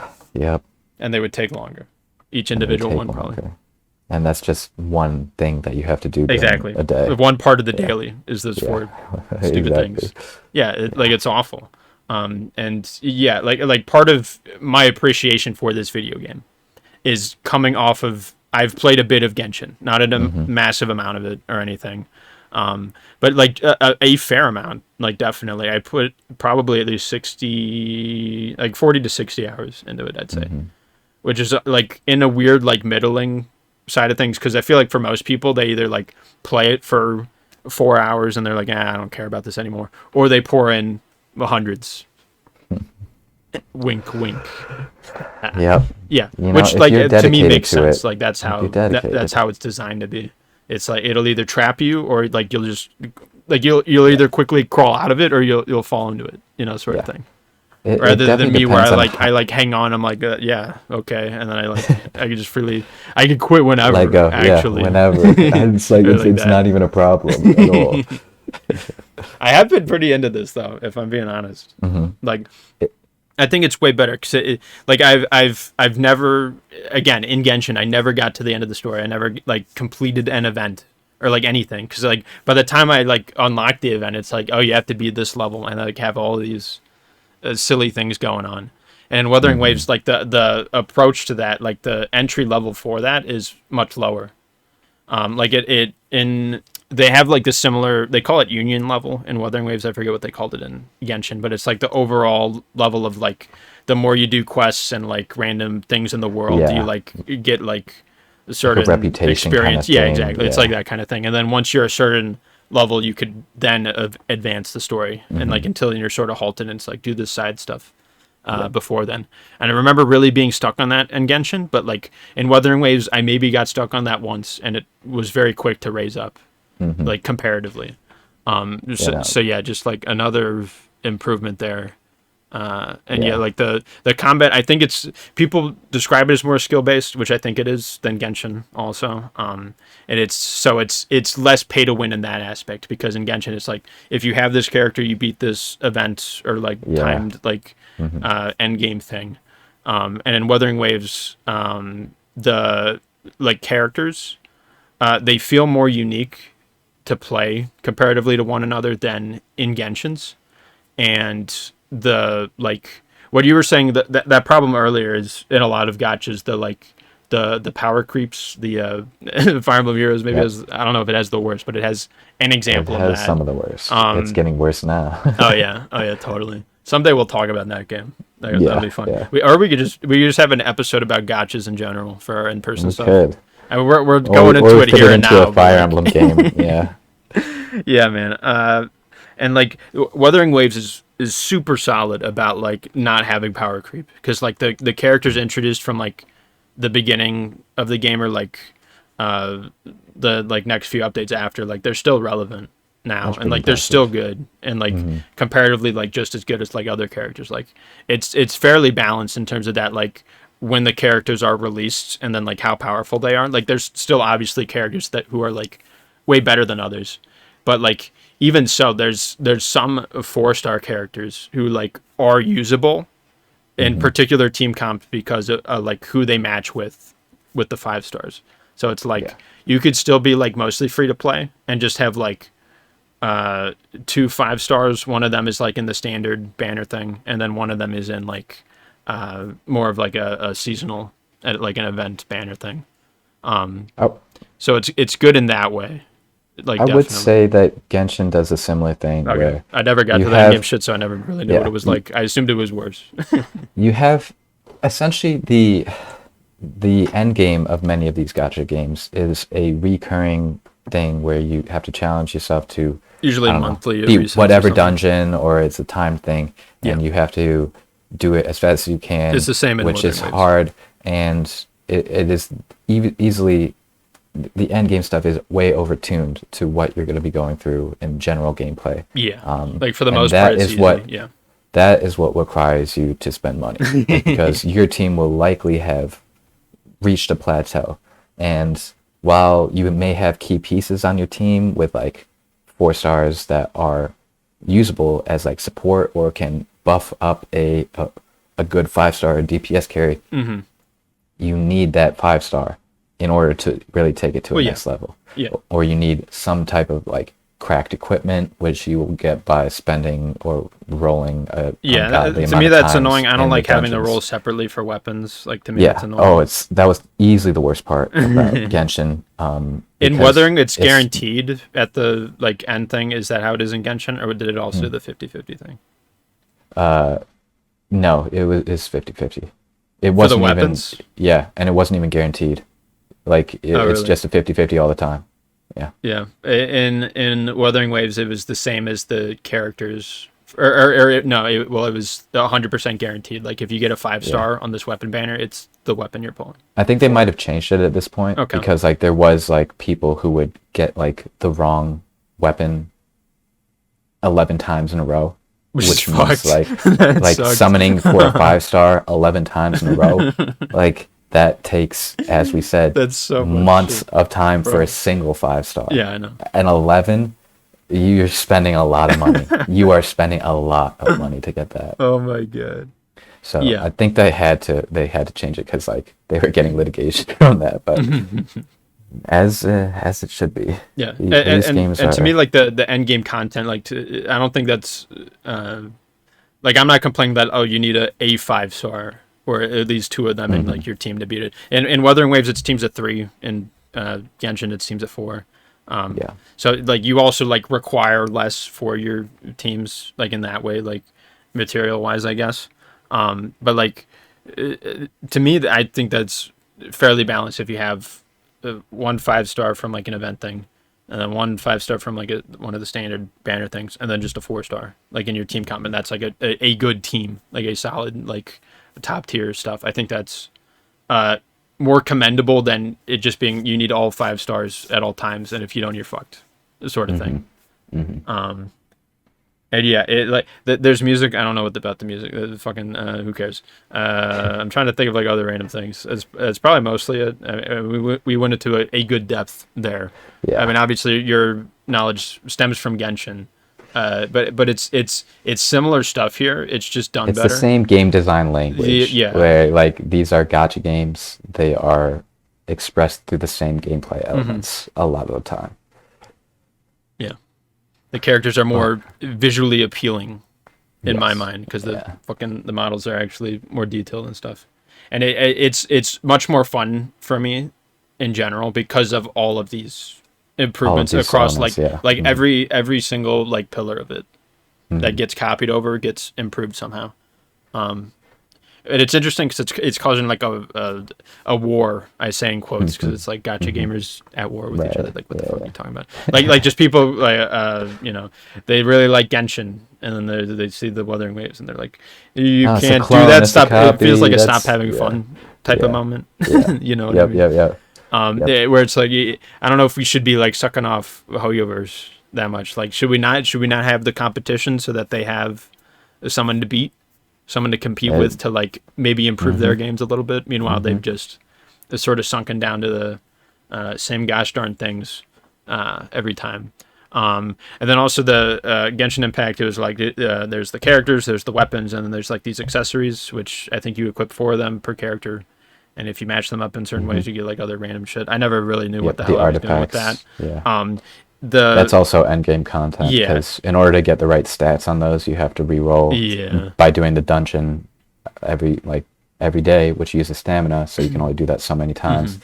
So there is endgame a stuff. similar thing in Wuthering Waves, but I think it's much better. And it's these things called echoes, which like every monster enemy you come across, you have has 1 in 5 chance of dropping an echo, which you absorb, and these echoes you use to equip 2 characters, and they give you like various stats, and like the main one you equip like gives you some sort of special move that you use with them, and just like adds sort of another layer to like stuff to consider in terms of like buffs and staffs for your characters. And it's the system they've implemented is very user beginner friendly, where they just like, here's what sort of everyone else is using type of thing, or like here's like an auto equip thing that which is like sort of solid.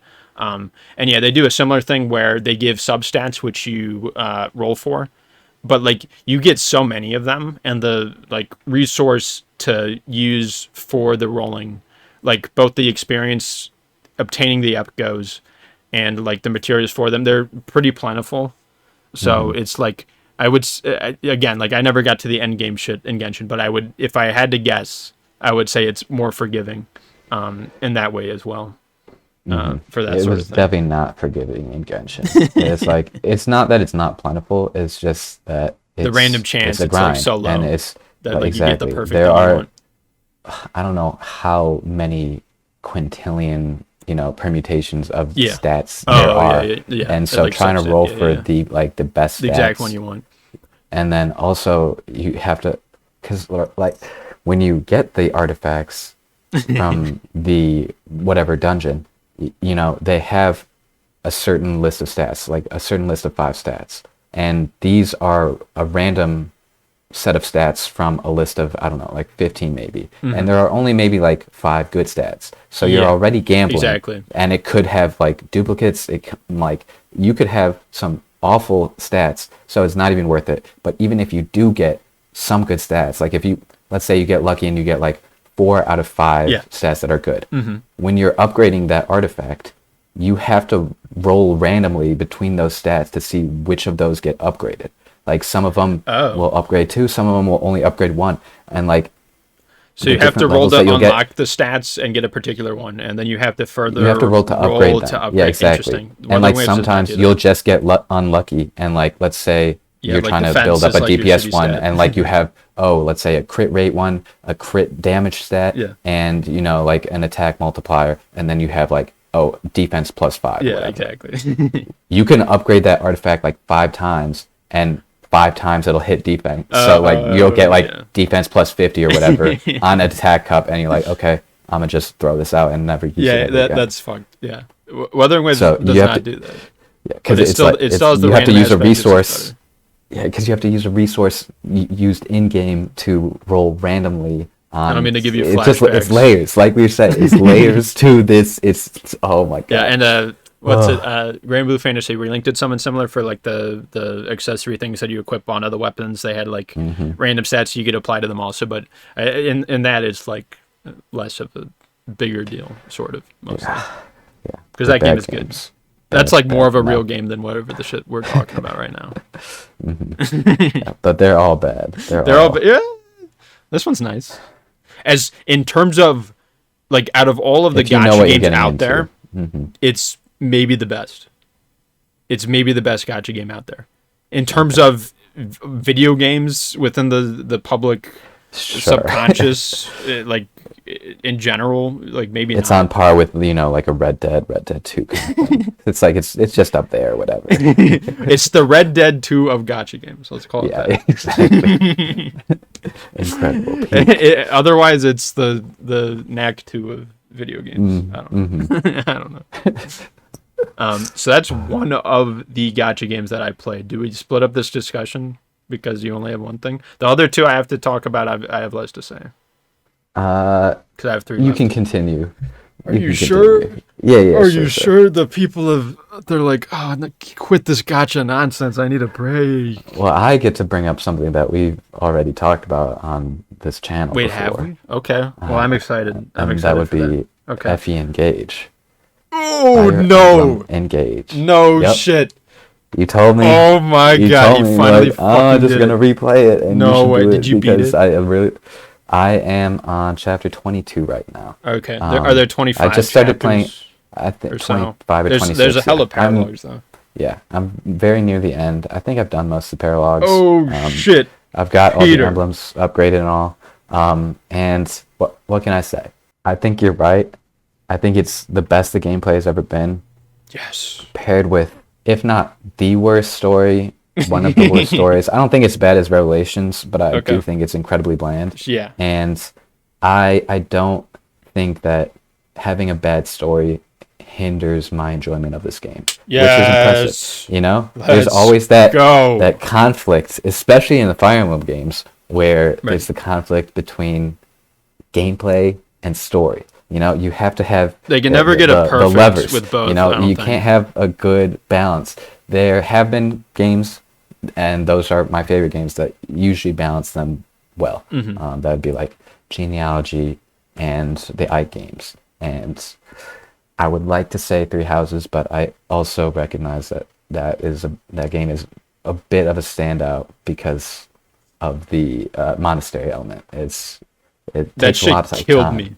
And I also It's a I grind. think the maps and the gameplay, the combat, is like a little bit less fun or like interesting Yeah, than some of the other ones. it's more broken. It's not as polished, I would say. But Yeah. Engage it's polished. The build the build potential is so fun. It's Yes. a lot of fun. It does also take it's difficult. They're difficult games. I'm playing on hard. I'm not trying maddening.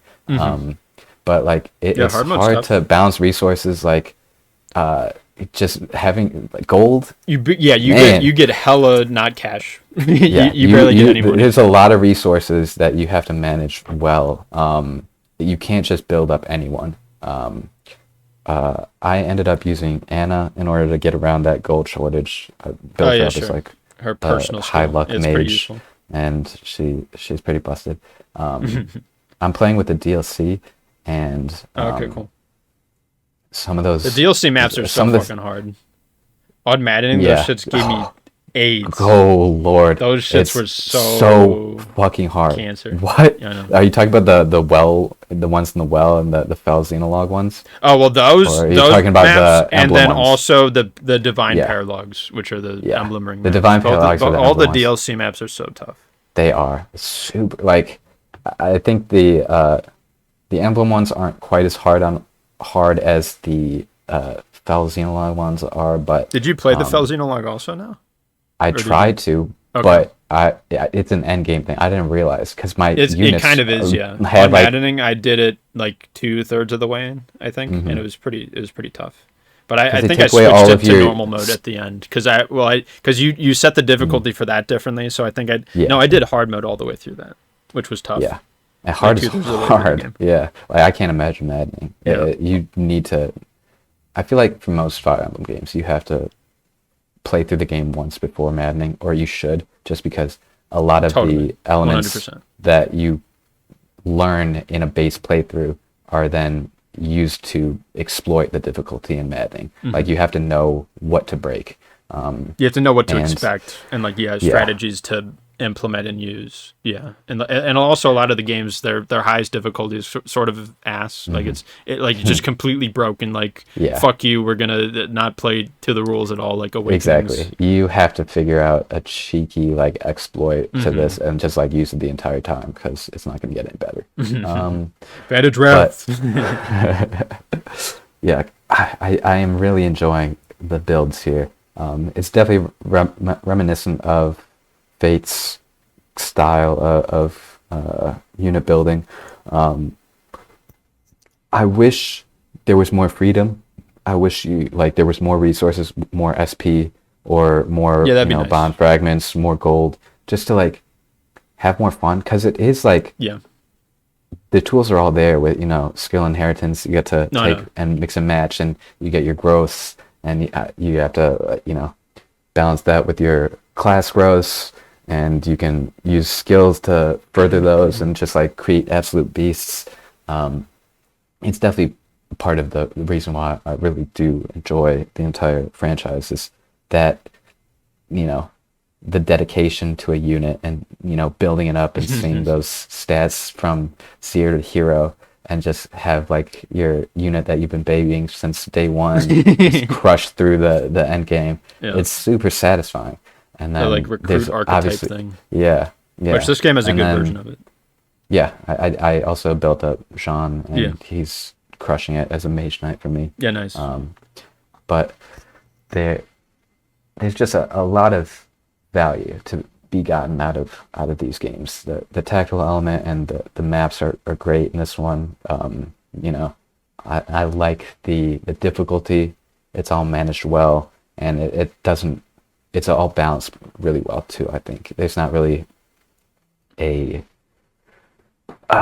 massive over glaring like flaw in how it's balanced, or like Yeah. in Three Houses where you had to have wyverns basically as soon as you hit mid to end game. It's like it's just gonna make your life so much easier. Yeah. And obviously there are still characters like Kagetsu or like Sure. Like, yeah. your end game like Ivy and Hortensio, who are just like pretty much going to be mainstays on your team just because of how useful they are.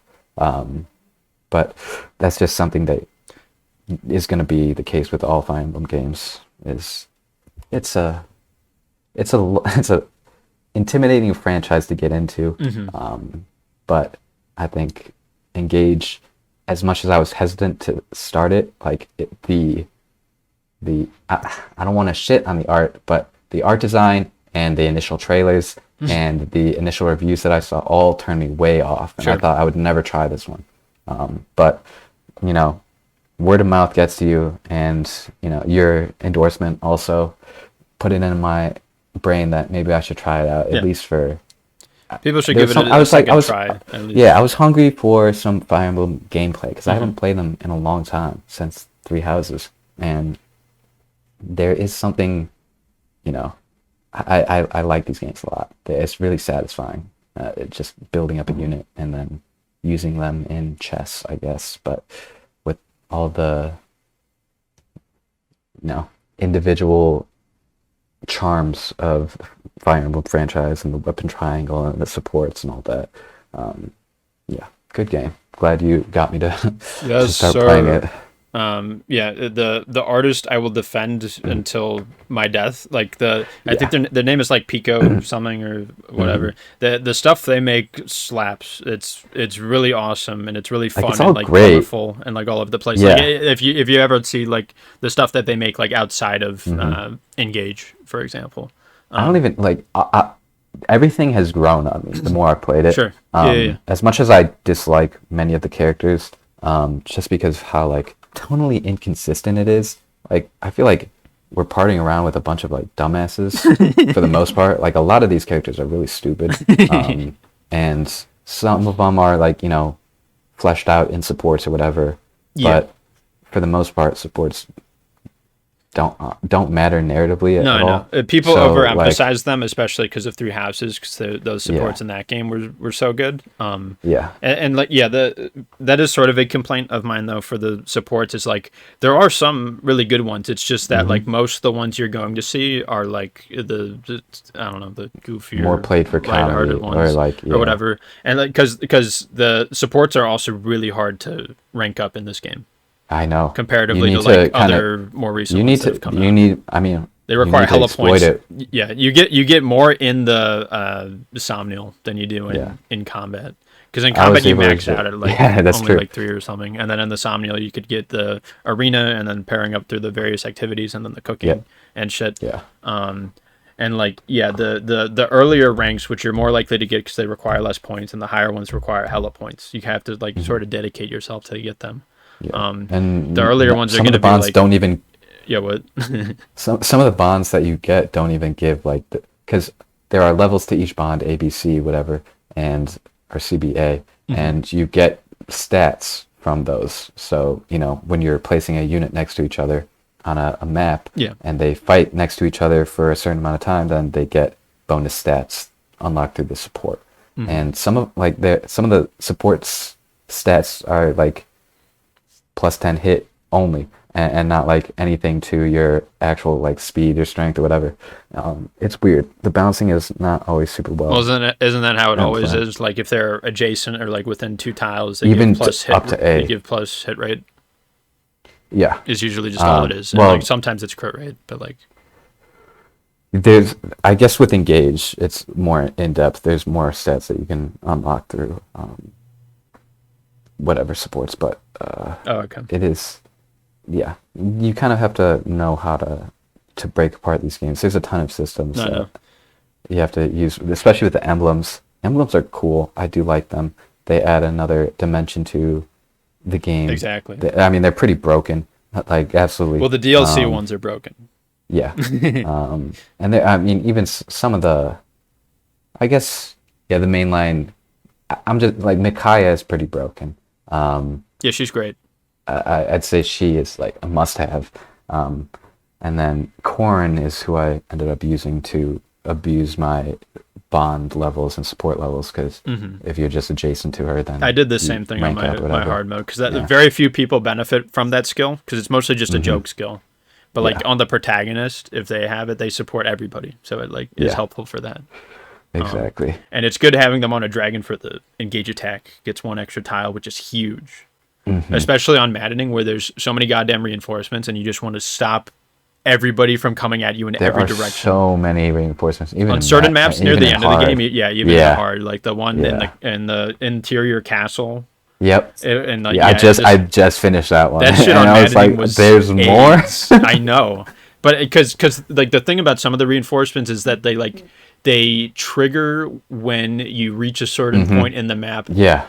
By a certain turn, but I think before you're supposed to or something, which to me feels backwards a little bit because I the agree. reinforcements, when I think they're done the most correct in this game is like when they are sort of to tell you, hey, you should be completing the map now, or like you should like stay out of range of these guys because they're like useless to fight that's or whatever. annoying. Like it pushes you forward usually is Yeah. how reinforcements are, and like it pushes you along through the map. Yeah. But in these cases, like sometimes I'll try and like use a warp strat where like you just use a warp staff to Yeah. bump your units like halfway across the map. But if you do that, then All you of a sudden trigger they're surrounded by reinforcements, 40 dudes. and you it's have your it's an team absurd split in half, number and you that, just like, like, drags out oh, the switch. yeah. It's a lot of flyers that just use Yeah, a decent amount of graphical I super feel computation. that, especially on Madden. There's so many many of those things. Yeah. I had to rely on Corn a believe lot it. for the engage attack that freezes, and then they also have the fire and ice, which blocks out certain paths, and then Camilla also has a similar thing with the fire and ice. So I've it was been me just like using it. using those and like dancing Yeah. them to like get them to like fuck off, like please stop. I've been following using me. Lucina a lot. Lucina's and great. Her bond shield or whatever, which it's just like everyone adjacent doesn't get hit. Yeah. It's insane. It was like On a key event, you get that 100% I learned to love that on It's super useful. on the leaf emblem, Oh, yeah? the upgraded map where this.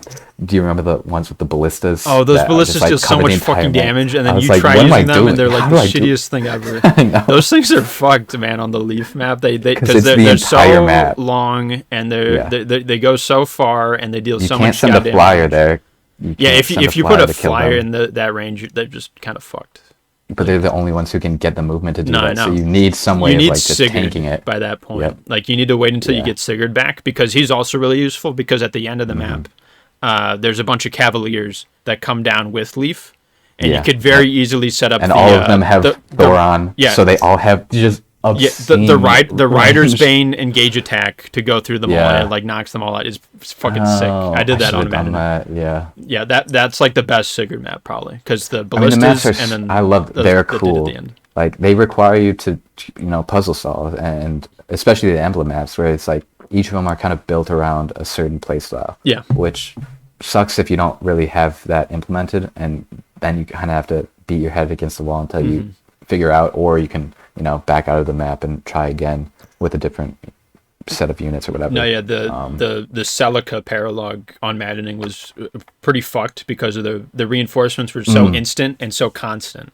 Like I forget how he even ended up doing that. I think because some of the bosses, it's really beneficial to like not necessarily warp yourself to them, like that sort of strategy, Yeah. but like bring them to you earlier so you could just enter. No, 'cause you it's, kind like, of have to defeat bait the boss out. Exactly. Yeah, like with Lynn's 'Cause- attack, and then Soren also has like a sort of further range one.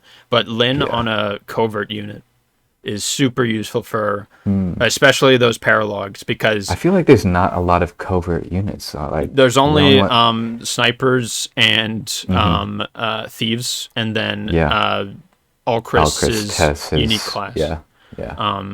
So yeah, I mean, usually in a well-balanced team environment or whatever, you would have like at least one of each type, maybe. Yeah, I have Unaka as my covert. Yeah. I have her with Corrin and just She's a pop good user of down Corn.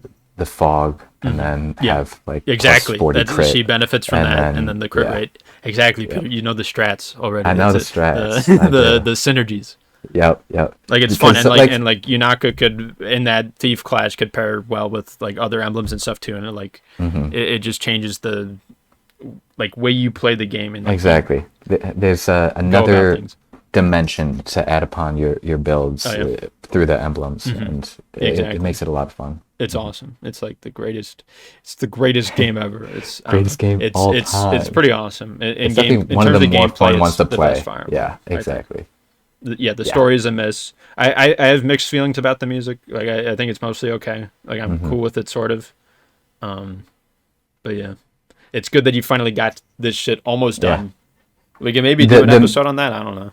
The music, the music makes me nostalgic for other Fire Emblem themes. Well, yeah, like, I do really love the Fire Emblem different themes. Versions of exactly. That. Yeah. And it's like, oh shit, I remember that. It's like the fifth version of Milla's Divine Grace I'm listening to across like the original one, and then Echoes, and then Smash, the remakes, and as its own. Smash.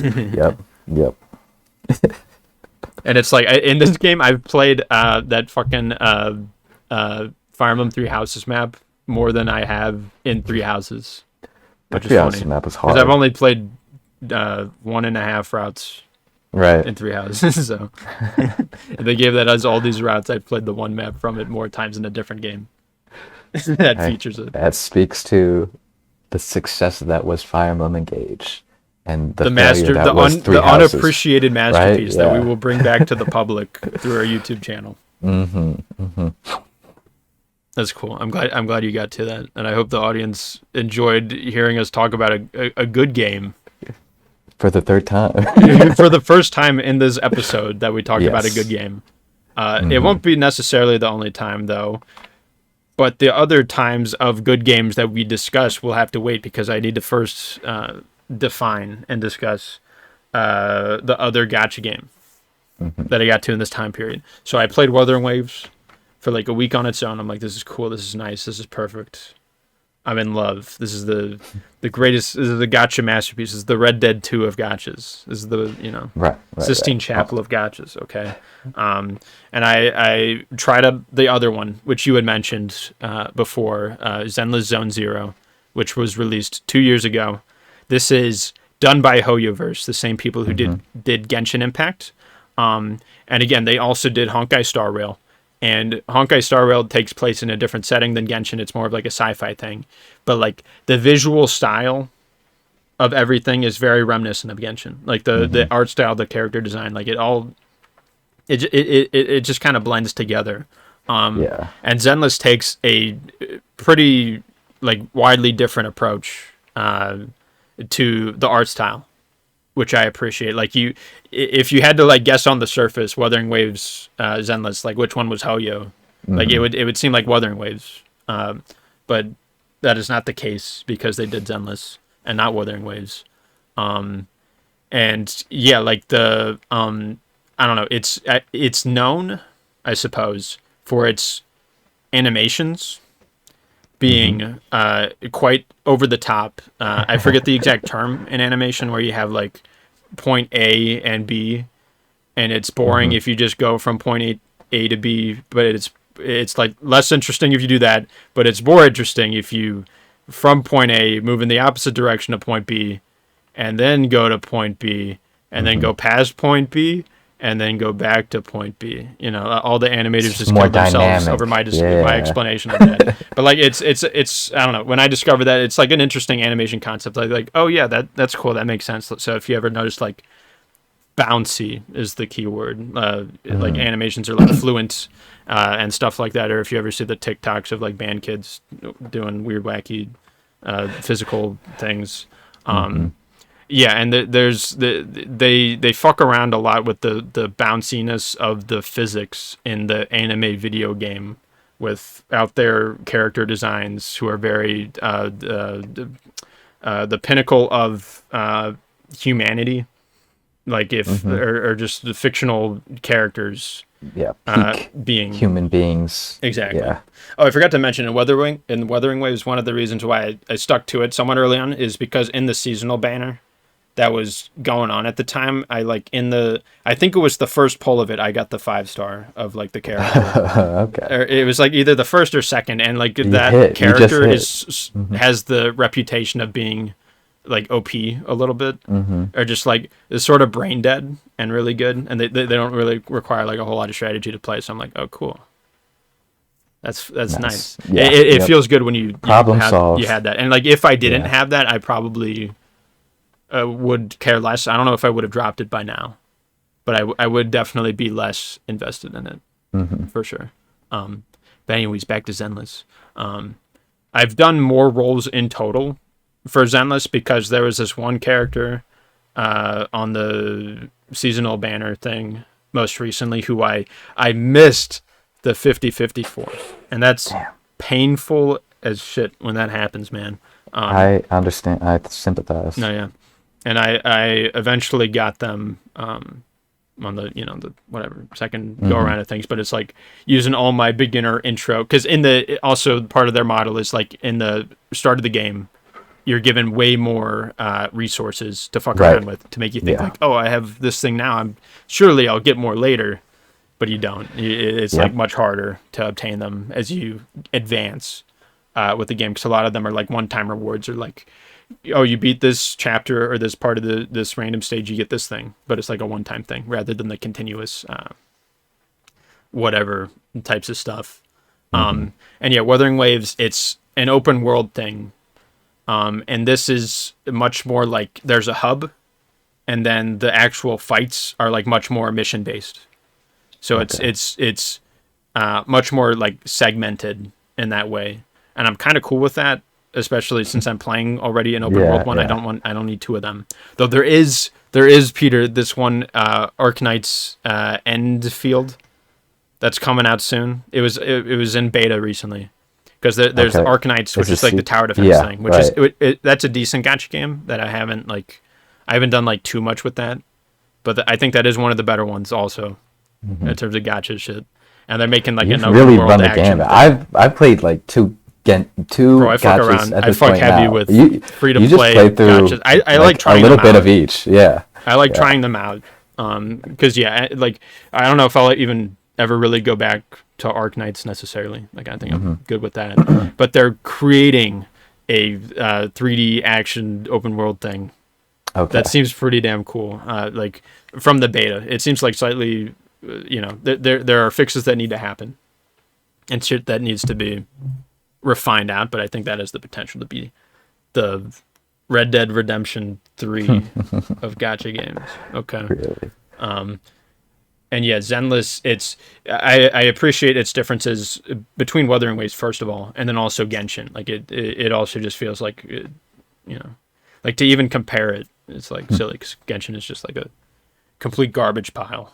And if we do get people watching who still play Genshin to this day, you are a victim. It is not too We don't late. blame you. could be We don't helped. blame You you. could still save yourself. I was there. You could I was- say, I was- Peter, we can help you. We can help you quit. Just gotta, fucking, I don't know. Just get off the damn thing. Just recognize uninstall the it. issue. I don't know. And yeah, Zenless, it's nice also. It's another one of those. Similar. And like the story is, I'd say similar in length. And like, to get to, and like in Wuthering Waves also, it does this where in a lot of the story things and even some of the optional like side content things, they give you trial versions of the characters, which is like, again, if we were to look at it in the gambling aspect, it's like you get to try them out for Yeah, this exactly. sections because like, and then when they go away, it's like, oh, I really want them type of Yep. thing. But for me, I look at it as in like, oh, in the story they want me to be like at this certain level with this certain like build across all my shits. But the game instead gives me, oh, here's just the character who's in this, like actively in the story at this moment right now, and they're like in the fight, so it makes sense that like they're gonna be fighting at least alongside you. Or in even Zenless's case, they just give you like an entire team of dudes sometimes, and you just like you fuck around with them for an entire map, and I like that quite nice because it mixes up something that a lot of free to play players are going to encounter, which is like you only have so many units, Yeah. and you're just gonna go combat after combat, sort of playing it in the same way, sort of. Especially because you have only so many resources to dedicate to build up Yeah, that units, too. that your core cast of a team is going to largely stay the same because it takes a lot of time and effort to try and build up another unit that you can maybe slot in for maybe a better kind of combination with your team members, but sometimes it's just not worth it. Because a lot of these, at least Wuthering Waves and Zenless, and Genshin was also this way, they want you by at least the end of the game or like a little bit before that to have 2 solid teams, at least. I don't know if Genshin wanted more. But like 2 solid teams for like the end game. Yeah. For like, just stuff involving that. And yeah, I don't think it's like, again, it's borrowing all the same models and stuff, but I don't think it's as unfair as Genshin. But I think Wuthering Waves is also, it's again more skill based, I think, than Zenless, maybe. And the character power creep, I think, is more seen in Zenless. It's still not on the Genshin level of things. It's like somewhere in between that. You know what I mean? But it's still a good time overall. And the music is a little bit more out there. And they've used what's the generation below us? They've used various terms from that. Z's? Is that not what we Zoomers? I don't. Who keeps track of this shit? It uses terminology of people in high school right now who is not us, which is pretty interesting. I forget what the exact fucking man. I forget. It wasn't like, I think it was Riz. I think they actually used that in localization, which is a fascinating choice. But it was just one time, Peter. It was just one time. That's interesting. But it did stick out. Like, there's no way. Yeah, that's not going to date the game at all. But we're seeing that more and more. I forget which. There's been an anime or two that's either been dubbed or subbed in that way. And I remember people complaining about it. And then people defending it just because it's like, oh, well, probably anime in the past has done stuff like this for random lingo terminology, which maybe it has. I don't have any evidence to back that up. I just think it's weird. So who knows? They're saying how Riz they're in my translating games, in my adult humor video games that are definitely marketed towards that. I don't know. My completely adult gacha game where I roll for cute girls and guys. Yeah, there's some cute girls and guys in both of these titles. That's the whole thing. If that's what you're after, that's sort of the point. That is. If the characters were ugly or middle of the road in any of these shits, no one would care. It's not gonna get the money. No one would care. Like some people for sure summon on it, but it's not the ones that are gonna make money. The banners and the characters that get Hoyoverse and whoever the most money is the ones that are either broken, so really strong units that are gonna be meta defining, and you're like, okay, I need to pick this up because otherwise I'm not gonna be strong. Or it's the gameplay like, really attractive. Yeah. And we sort of, and the two of us maybe sort of represent the extremes of that, or the two sides of that, where it's like you want the stats, you want the end game content, you want to be able to beat this shit. I just want to have a good old time staring at anime titties and booties or whatever. Exactly. And it's again, to compare it to Genshin, like in that regard, like Genshin is the new characters that come out. It's all about the designs. It's really nothing else. And Wuthering Waves and Zenless, they have those things, but they find ways of weaving those characters into the story or like side content better, and like justifying their existence in world.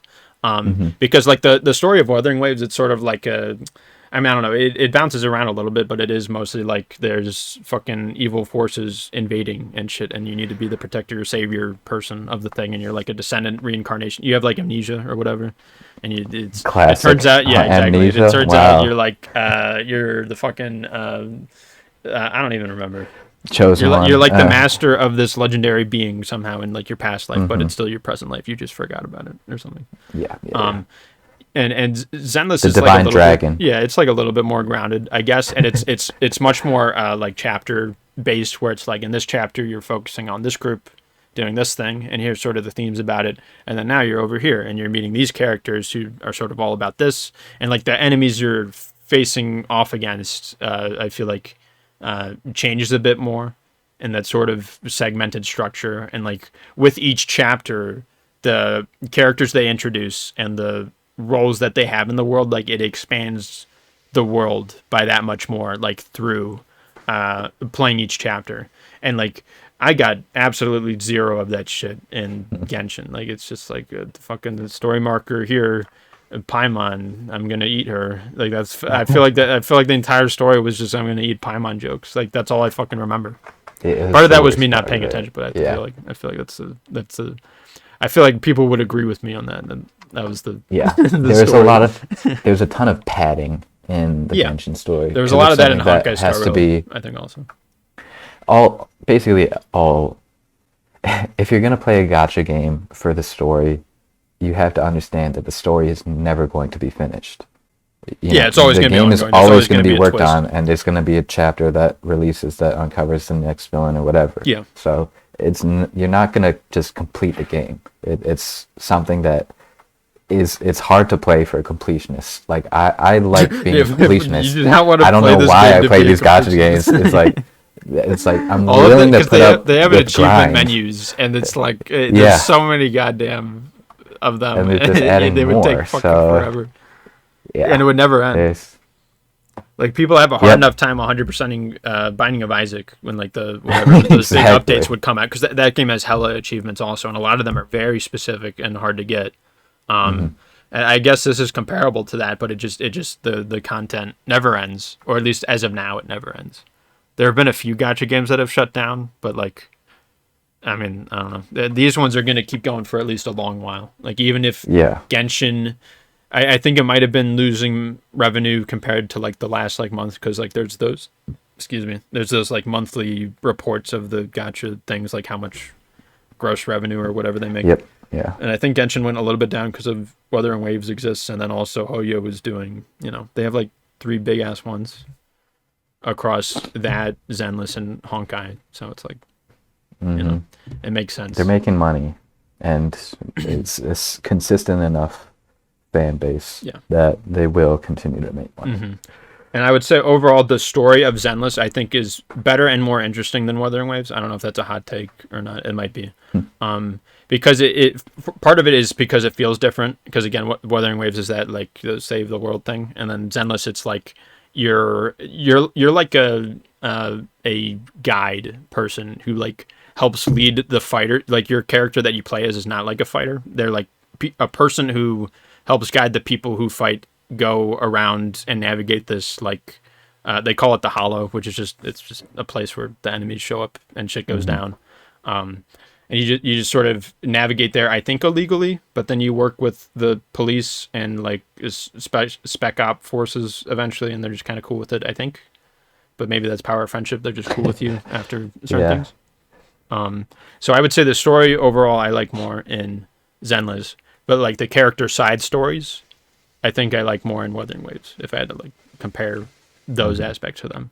And then again, Genshin is, like, way fucking down. Like, not even, you can't even see it at, like, the peak levels these two things are sitting at. And yeah, same thing with, like, the fucking weapons. I don't want to pull for these shits, even though they're really good. Like, fuck, I don't want to deal with that.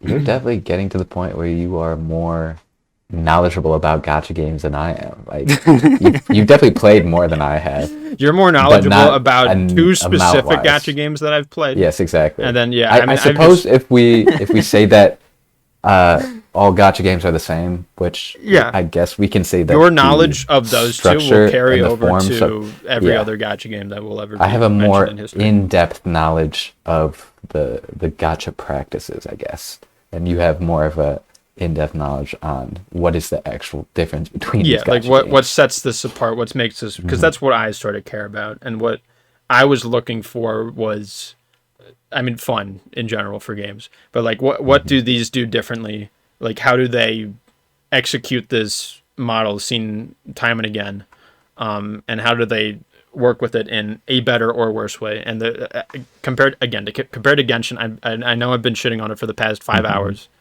but every single thing for both games, they do better. I think overall, Wuthering Waves is an overall more solid experience. Like, if I had to continue with one of them over the other, I think it would be that one.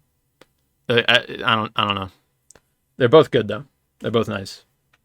And yeah, I don't know if I could recommend them to you or any other people, because again, I approach these things much differently from other people. I don't even want to call it more healthy because I'm still like spending a lot of time with them. But like, it's I don't know. They're It's fun. less They're of nice. a- If you did want to get yeah. into them, they're two of the better ones that exist. So I don't know. It's less of an obligation for you, which is what it should be. It's actually my job because of this podcast. I had to because I knew Yes, yes. between us, right? If there had to be somebody between the Talk two of us to about- check these games out, if we're trying to Yeah. talk about these media forms in as much of a variety as we can, and someone between the two of us had to take the dive into particular gacha games, I knew that person had to be me, Peter, because I know I would For not my own want you to good. sit through that. Yeah, exactly. And I appreciate that. Yeah, I took the fall for us, and now I have all the characters or whatever that I've always desired or wanted or some shit. I don't know. Indeed. Every unique PNG / animated model that I have the you GIF could file ask when for. I press the pause button and their GIF file plays, and I'm like, oh, I own that GIF. But it's Wow, that's different. so It's cool. different. And it says, and there's 5 stars on there. That's so cool. I own that person. I mean character. Yeah, it's different from what are the stupid things that were a trend 2 years ago? That the image is that you bought. Oh, NFTs. Yeah, they're better than yeah, that. It's not. It's they're completely way different. from that. Way There's so much different. more value. That was fake value. This is real value. You cannot look up a picture of corrupted Ike level fucking 40 plus 11 or whatever with all these subsets. You can't Max find that. out You can't find that 100%. anywhere else other than Peter's iPad. That exists No one's nowhere gonna else on have the it. internet Nope. until we post it online through our YouTube video where we show it. And except Then the anybody other, can own I don't the know, PNG of maybe 100 people who have also made the same build that I have. Not because the it's exact. literally There's just no way the because build. for Fire Emblem Heroes, there's like a lot of there's a lot of builds, but there's an infinite optimal fucking build. combinations of shit. that But you there's can, an like, have. optimal build, and Okay. because I value that character Sure. so much, I have the Yeah, optimal maybe. build. So I have seen But the exact same other accessories people with the same. that you give him. Oh, that's true. Maybe See- not with the same see what I'm accessories. talking about? Yeah, Yeah, it's exactly. completely unique. You are right. I think that's the. I think that I had more to say about Wuthering Waves because it's more of like comparing it to Gacha, the intro to Gacha gaming. Mhm. So Yeah. I hope everybody is brain fried from that discussion. Enjoyed that. Yeah. they enjoyed Because it. you still have other games that you actually played that were Real fun, video games, maybe, right? Yeah, sort of. Yeah, one of them was Pokemon Emerald, which I revisited. I'm Okay, playing this shit classic. on the DS, my shitty ass DS, where the top screen is broken. So like the flap, it has like no, it just like won't stop. Tension, Like if yeah, it it like kept- slightly goes keeps down, it'll falling. just slam on your fucking fingers. Damn. It's kind of annoying. So I hold it back slightly, and like sometimes I put my like index finger over it to prevent it from falling over. And it's a Game Boy Advance game that I own physically. I got it as a Okay, so you got the birthday cartridge. gift in grade school, and I think at that time it cost like $20 or $30.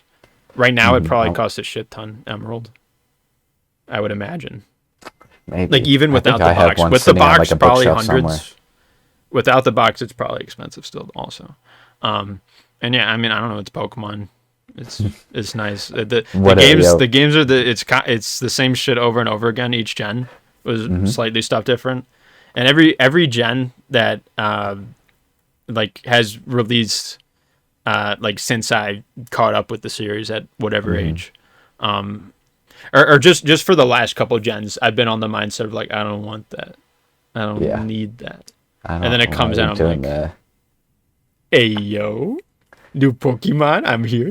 That kind of shit. Like there's the Yep. new Legend ZA that's coming out. Where like for what it was announced, I'm like I'm fucking done. I don't need the new ass games. But now I'm kind of like, hey, But I heard there's a new Pokemon. I yeah, heard there's a new one of those. Bro, they're bringing back Megas. You don't understand. and if we're don't know. talking about I'll probably get gotchas, you're gonna get into TCG. That's basically a gacha. Oh, I own game, that right? also. So I've been using that also. I have a lot Yeah. of Gacha games, Peter. We could talk. That episode could be 4 hours for all I know. And yeah, we've already I done like guess half so. of it here. No. And yeah, I don't know what to say about Pokemon Emerald. It's nice. I really like the music and the whole vibe of it. I think Gen 3 is my third favorite. I like 5, then 4, then 3. Pokemon is known for your favorite gen is the one you grew up with or have the most nostalgia for. But I also think 5 is just flat out the best in like every pillar of it. And story, visuals, I think it peaks there also, interestingly. Yeah, I would agree. And music and just like the new Pokemon introduced, I think it's a really solid new 151 or 150. And that's the first 2 games, and then the sequel pairing, they like reintroduce the other Pokemon into the region and like mix it up and stuff, and it's just fucking, those games slap. Like those are my favorite in the series. I think I have a soft spot for 4. Like, yeah, I think most people our age prefer 4 because that's like just because it's the ones that we grew up with. Yeah, more so, I would say. I think those are the ones that are most nostalgic for me. I still think my favorites are like Emerald or Soul Silver, though. Yeah, I love Heart Gold. That one was awesome. And yeah, Emerald is super nice. Again, on the DS, it's weird because it's like my D-pad fucking sucks. Like trying to go right sometimes is annoying. Just fucking. It's It's decades. It's not decades, but it is a decade. But it's authentic. Now, so. Okay, because I could be emulating this game, but like you could. I want to be. I have. Yeah, I don't know. I own it, so like, why not try doing it physically, which I've been doing. And yeah, it's just nice. I play all these games the same, where it's just like I make the team before playing them. If I'm revisiting them, like I think usually the first time I go about them, I have like some Pokemon in mind, like if I know the region or whatever, and I just kind of go from there. But on revisits, I'm like, I gotta set up this team comp. Not that I'm like a super genius master of like this team is the best viable thing ever. Like I just go for like, are there any overlapping defensive types at play, and I try to avoid that. Have you ever played through any like Nuzlocke kind of thing? I've tried Nuzlocke for Gen 6, and I think I turned the EXP share off, which is a huge mistake because the game is not balanced around that. That's like if you want an extra challenge sort of thing. So I think I kind of gave up on that one. I think I also tried a Gen 5 one. I don't know. I don't get much out of Nuzlocke. Like I'm cool with games that give me challenge, like Fire Emblem, fucking Engage. All the titles just went through my head before Engage. I'm like, Echoes Through Houses. No, what's the good one? The peak, the best one of all time. Like I enjoy challenges when I feel like I really know the game a lot, and I feel like I'm truly being tested on like my knowledge of it. And I don't know, Pokemon single player story campaign thing is not like a. To me, there's not like a whole lot of strategy to it. It's like, okay, this person's using this Pokemon, so I use this move, and it kills them in 2 hits or 1 hit, and stuff like that. Obviously, there is more to it than just like those things, but like that, I don't know. That's just the way that I play, and that sort of play style doesn't. I don't know. I don't really get much out of the Nuzlocke experience necessarily. Nuzlocking essentially turns it into it Iron Maiden replicates the same effect that a classic mode in Fire Emblem is. Where you have units but there's no resetting. Can permadeath, so you have to play more. You have to be more engaged in the gameplay, and you have to be more, I guess, deliberate proactive. About deliberate and proactive. Just like you have to be more involved with what you're doing. Which I guess some people might not want when you're playing Pokemon, is try and catch them all. I don't really care if I'm struggling beating, 14-year-old gym leaders or whatever. Like, it is what it is. But I have grown to like the Nuzlocke because it just adds another element of like... Yeah. It helps to flesh out the tactical element of Pokemon that, is easily brushed aside when you just revive any of one at the next Pokecenter. That's fair. It's just a different way of playing. Which gens have you done that for? If you remember. All of them? All of them? Yeah. Because when I played through... Yeah. Gens 1 through 9, you've Nuzlocked. What? Except the most recent Switch ones. Okay. When I played through all of them, 1 through 7. I just ended up Nuzlocking all of them because I did enjoy the ride that it took me on. I feel like it made me not better at Pokemon, but it at least helped me understand the systems more. Yeah.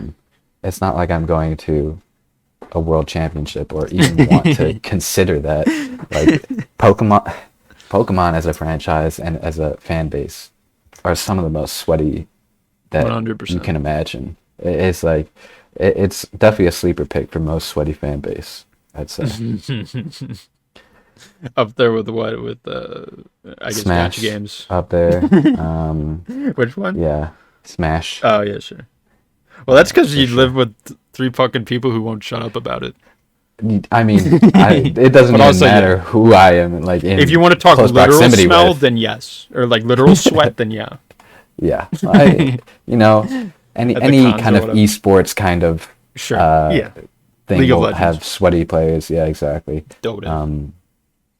But I feel like most people don't really recognize Pokemon for the fan base that it is. It's like people who are incredibly invested in everything that is Pokemon because of their close proximity to, it being the formative piece the of nostalgia, entertainment that they had. So it has deep personal connection with they take it personally. millions of people. It looks ugly or whatever. Yeah. So, and anything that is done to sully the perceived reputation that the franchise has, which is often done by the publishers and the companies that make them, their fans are never happy.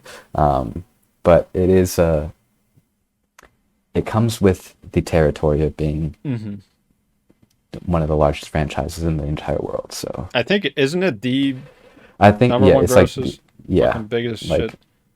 Yeah, just because of how much Because it's got so many things. There You is. got the anime, the games, the mainline games, then you got the side games, you comics, got the card cartoons, games, which the new the thing we mentioned earlier, the TCG Pocket. That's the highest grossing gacha game in the past, since it's released. Right. Yeah. Yep.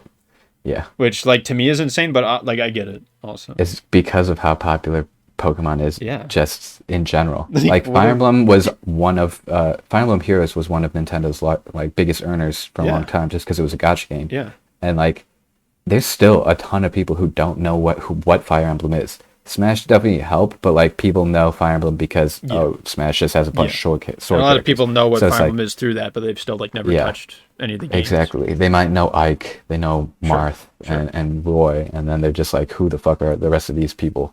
And it was still making them money like that. Think about Pokemon, which is already it is the largest existing market, and then just add a gacha game that they essentially the physical card game of Pokemon was already that kind of opening packs. Like card games are inherently gacha oriented, right? Pretty much that you're buying a pack without knowing what's in it, and this is a random card pack of it's a random card pack. It's gambling, and so why not just monetize that online in an app where it's accessible to everyone at the click of a button, and lo and behold, it's going to make millions and millions and millions in the first year that it releases. It prints money. It's like that Wii GIF, except now it's to the iPhone with the TCG Pocket. How often in Japan would you see Pokemon shit just walking around? A lot. Yeah, very often. Yeah, compared very to often. Any other franchise that exists. Yeah. It's definitely the probably the most. Yeah, I would say it's the most that I recognized. There's definitely a lot of Japanese franchises that are unique you don't know about, but that don't really. You're such a big. I mean, there's also a ton of anime stuff everywhere, but it's just anime stuff in general. I'd say the most represented was likely Pokemon. I think it's just their largest cultural export, which would make sense. Cultural exploit, is that what you called it? Export. Oh, okay. It could also be their biggest cultural exploit. Yeah, they are making money off of it. It's not going to be the biggest export with these tariffs, not to get political. Anyways. They're shutting down the Pokemon. They can't get Pokemon cards now. Which I guess that was also a real problem with the scavengers. What are they called? Is that what they're called? The people who just go to the stores and buy them and then sell them. Yeah. Scalpers. Scalpers. Yep. Yeah, Hmm. that's a problem, and those people should be given the. I think we should bring the death penalty back just for those people. Yeah. I don't buy Well, the cards. I don't this really is care. it's the speculative investors. It's the NFT bros. It's It's probably the the same. It's collectors. probably the an It's overlap it there. The is. Dogecoin. It is without a doubt. It's It's the been people proven who actually. collect Nintendo cartridges and like Hmm. first trade comic books. It's like it's that kind of speculative investment market that is so often ripe for scalpers and scammers and rug pulls and everything that entails. Yeah. Which I'm glad I was, you know, raised to be scrupulous with my money and Hey, there we value go. it to the extent that it should be. Hmm. So then I don't feel the temptation to try and, engage in those practices because it is easy to, see the appeal, make it big. You just hit.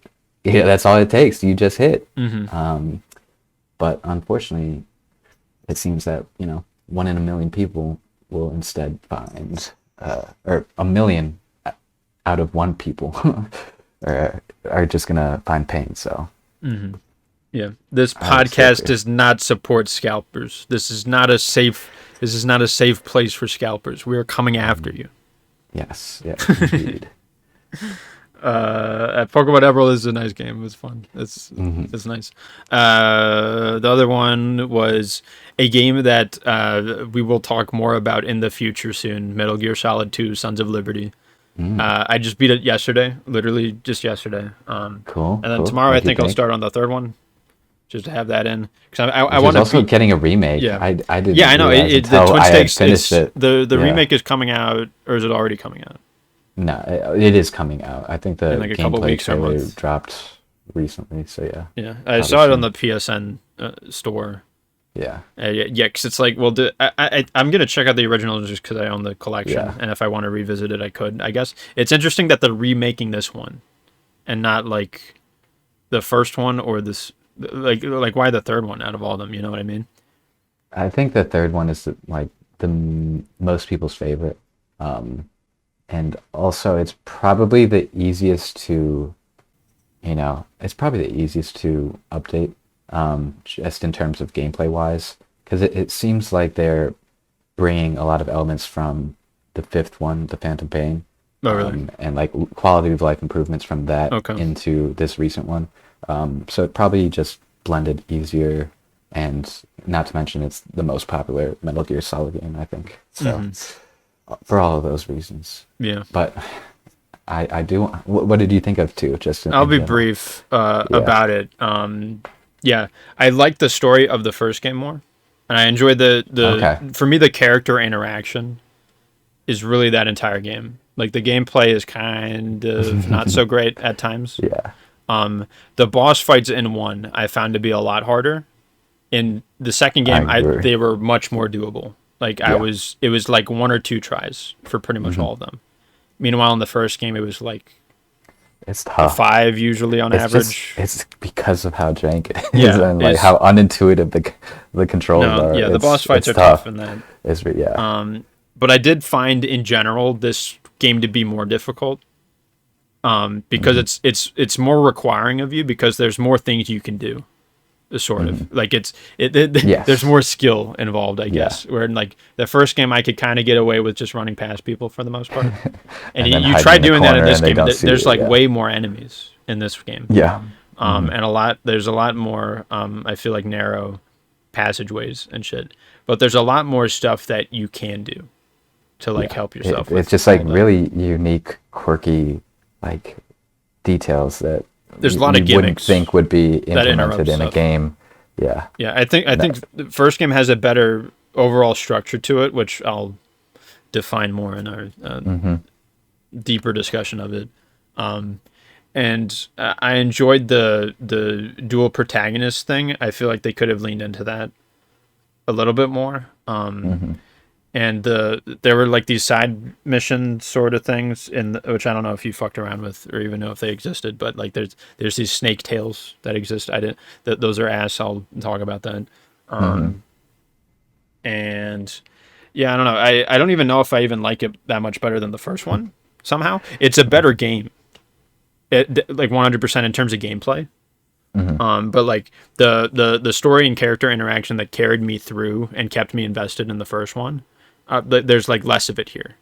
But at the end, there's like I don't know. I don't know if the climax is better necessarily, but like they put out some very interesting themes by the end that are super fucking relevant somehow. And like when this game came out, so. like absurdly, like I'm sitting there. I literally looked up like when it's this just game like came 10 out, and minutes I'm of like the game. 2001. Yeah. It's like 10 minutes of the game. I'm like, it's how? like at the dawn of the modern age, and 10 minutes of like and they're talking about shit that it's like this is still happening right now, and this is still an issue. Like wow. Yeah. So that part sort of blew me away. But like it's all at the end, and it's all like expository sort of stuff. It's like I don't think it's necessarily weaved in it sort of is. I think that's the thing with it's definitely something that comes with the territory of a Metal Gear Solid game, is because of the structure of like there's a lot more like longer cutscenes backbone in this one, I think. I feel the cinematic backbone that Hideo Kojima has. Yeah, I feel like he's building up to like director. the Death Stranding days where like the end of the game is just 2-hour cutscene. It's just a movie at the end. The cutscenes just get longer and longer as the games get on, and it's cool because he has a very particular sense of direction. He pulls from an incredible amount of influences, and he has a ton of reference for a lot of Western Hollywood and just movie, and he's a movie guy. He's a cinephile, I'd say. He's a kino, definitely. And he's just enough of an auteur to make something out of it, as we will discuss more. I don't want to say much else about it other than look forward to there's a lot discussion. To discuss. There is. Like, excuse me, even like these first two alone, and I'm sure the third one has a lot too. They are rich with content, with stuff to discuss and speak about. Yes. All right, cool. That's all I got to say about the video games, though. I'm sorry the Gacha took me over this past time, because again, I'm trying to. That's what it does to you. Yeah, that's what it does to you. Exactly. But for 3, the reason why I'm tackling it so much immediately is because Xenoblade Chronicles X is coming out in, I guess, 2 weeks, almost a little bit over that from now. Just another one to check out. And I'll be dedicating my heart and soul to that game, because it's gonna be epic, Peter. Gonna be a full-time job. Yeah. All right.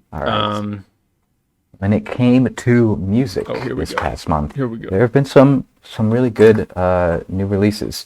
Ichiko Aoba just dropped an album recently called Luminescent Creatures.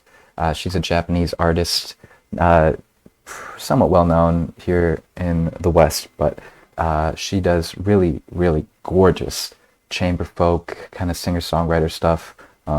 It's very kind of spacey and ambient at times, but also very pastoral and soothing and really lovely. Very meditative and just really pretty, incredibly so. Just another great album from her. She has like, I don't know, 8 albums, and like most of them are great. So really consistent artist. Another little project that just dropped from Yola Tango called Old Joy, which is a soundtrack to a film that came out a while ago by Kelly Reichardt. The name is Old Joy. She's a director that I've been meaning to get into. Old Joy is the name of the film?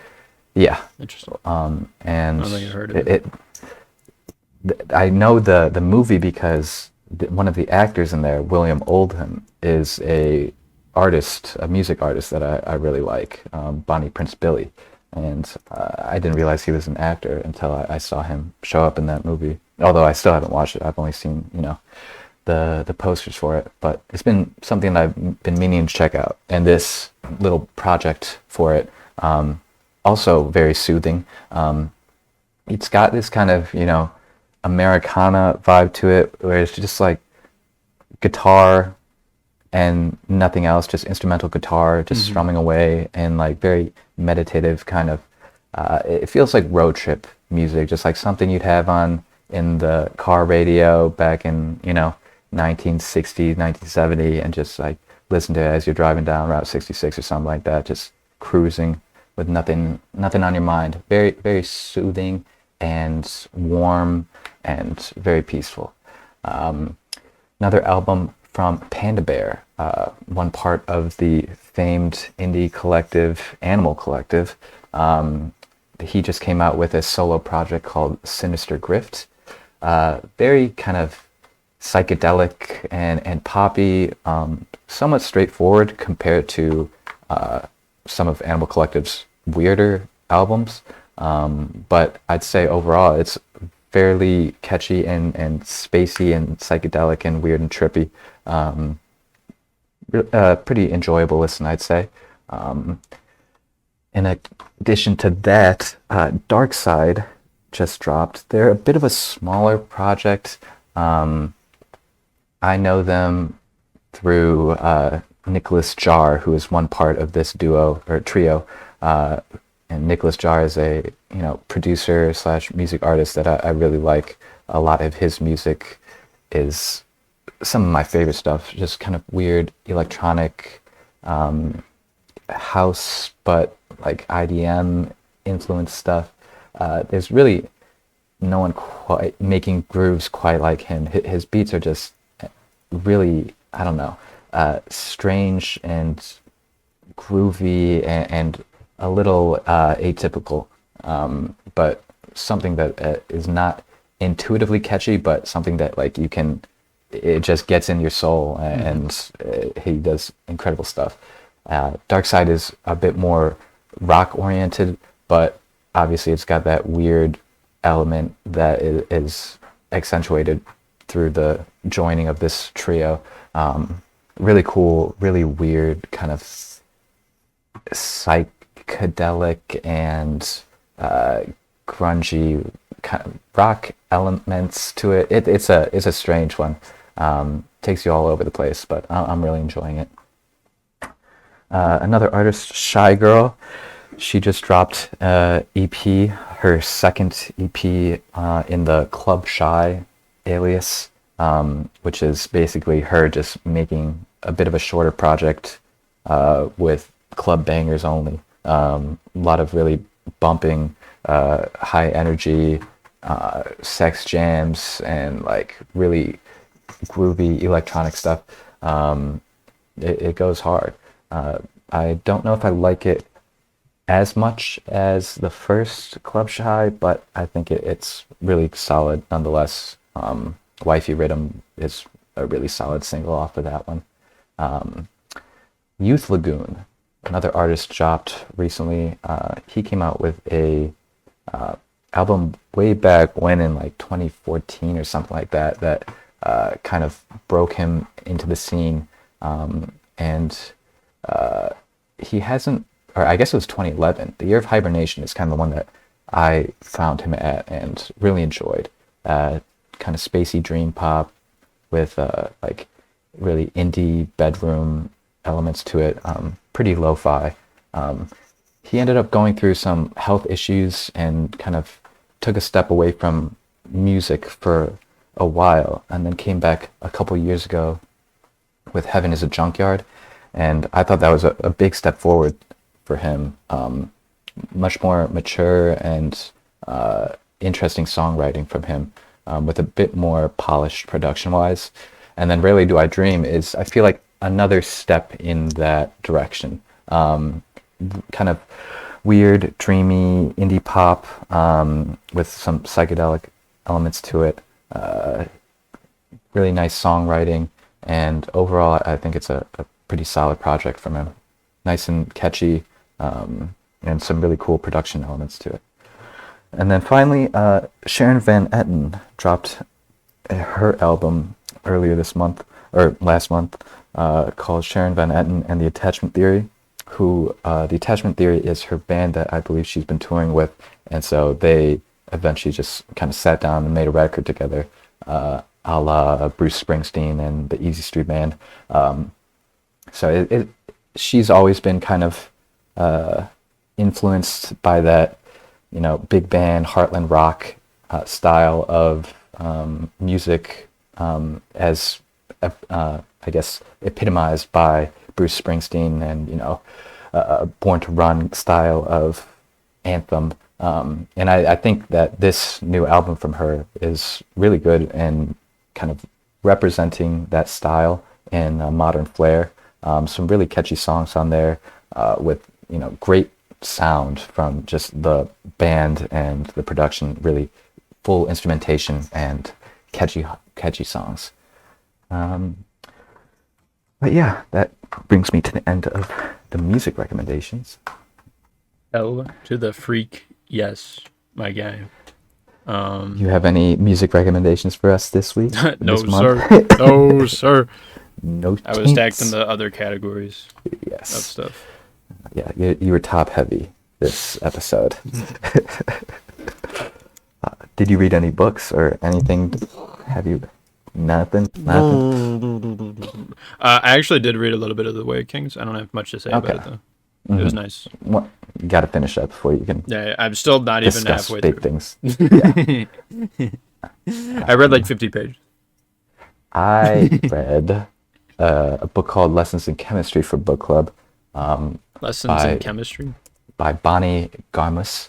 It was a recommendation through book club, and it's a good one. It's kind of weird and coy and like dry and sarcastic, kind of reminiscent of Kurt Vonnegut. I don't know if you've ever read him, but that kind of style of humor. But it's obviously much more contemporary, bit of a feminist piece about a female scientist back in 1960 who is essentially disrespected a lot and struggles through much of her life, but finds love, and then that love is kind of the core of the story, and how these two scientists and their conflicting characters kind of butt up against each other.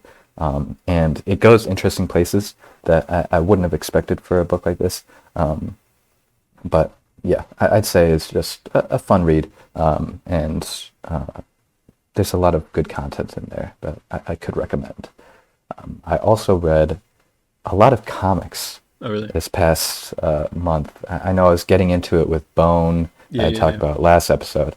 And as we started this episode with, I read through all of the Hellboy comics, which, are such okay. I didn't know it was massive, that recent. Yeah, it's. I never read or watched any of it up until this past month, essentially, and I know Hellboy. Like, everyone knows Hellboy. He's a bit of a cultural character at this point, very recognizable figure. But I didn't know who he was, what he was, like what kind of character he was. I had no idea any of the stories that he had been in. So I decided, why not just finally give a go at it after I'd been reading a bunch of other really good comics. So I took the dive, and I really enjoyed it. Hellboy, it's very reminiscent of Sandman by the Neil Gaiman, in that kind of exploration of like myths and folklore and like international I guess just like fairy tales and all of that kind of occult stuff, but in a much more like heavy metal lens, and like a little more gritty and not more mature, but like I'd say a little more heavy metal than Sandman is how I would like describe Hellboy. And I really like those kind of stories, which are essentially engaging with stories of old in a new light and bringing up new aspects of it, and just like doing new things with existing folklore. I think that's just a lot of fun, kind of exploring stuff from across the like different folklore from across the world, and like different countries that have really interesting, I feel like we are fairly familiar with Japanese stuff just through anime, like the yokai or ghosts and spirits and stuff like that. But There's a ton from Ireland in Hellboy. There's a lot of African kind of weird ghosts and spirits and myths and gods. It's really fun to explore. Hellboy himself is a character I grew to really like. He's pretty, off-putting to some extent. He's stubborn and very headstrong. But like I said, as I was describing in the movie, he is intelligent.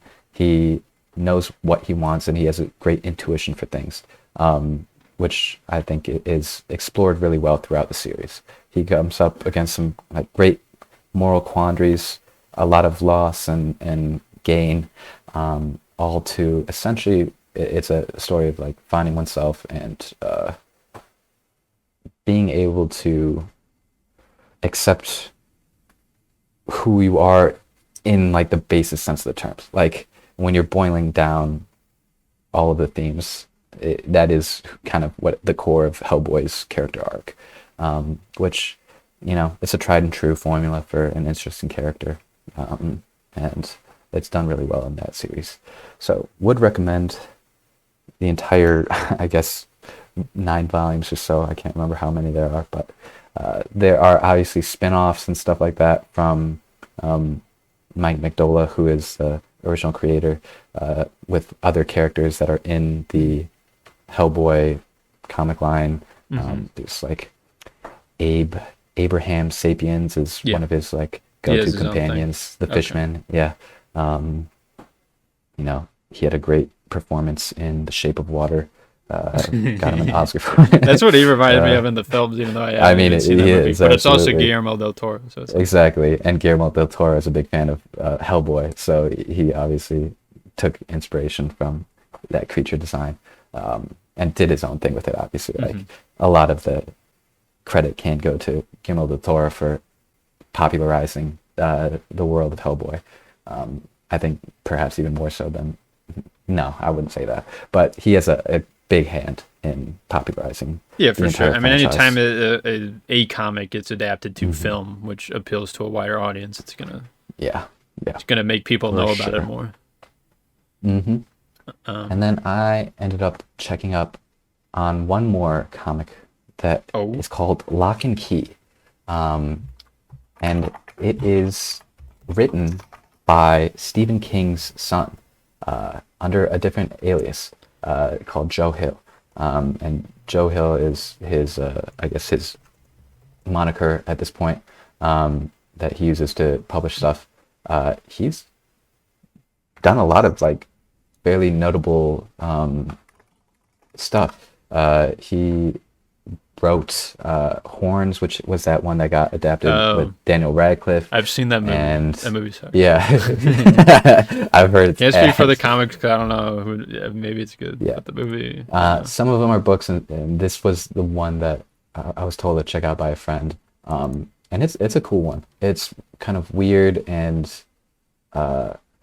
it's strange and paranormal and Lovecraftian to some extent. There's definitely horror elements to it, but there's also a bit of that classic, I don't know, Stand By Me / It kind of found family with a bunch of likable characters. There's a bunch of people to root for, and the antagonists are evil, and the conflicts that arise are really engaging. It's frustrating at times because there are things will happen and you're like, why? But it's explained and it's done well in such a way that it is an engaging read, and it's fairly short, shorter than Hellboy, but I would recommend. It's another solid comic book series. Yeah, I know I want to check out Hellboy. I've never heard of these things. I mean, neither had I. How'd you even figure out about them? My friend and roommate from college, Dimitri, recommended it, and I appreciate it because it was something that I'd never heard of before. But it's definitely up my alley. I can definitely. It wasn't too surprising when I figured out that the author was Stephen King's son, because there are definitely elements of his father's writing Okay. in his, but he does a good stuff of doing his own thing with it. Right. Yeah. And obviously, I don't think he's like riding on the coattails if he had to change his name. Well, yeah, especially if it's an interesting quandary if you to have change to the deal name, with sure. that. Yeah. But he's doing good, so Hell yeah. good for him. All right, cool. The YouTube, if you're done with books, right? Yeah, yeah. I have not been really watching anything on my end, so.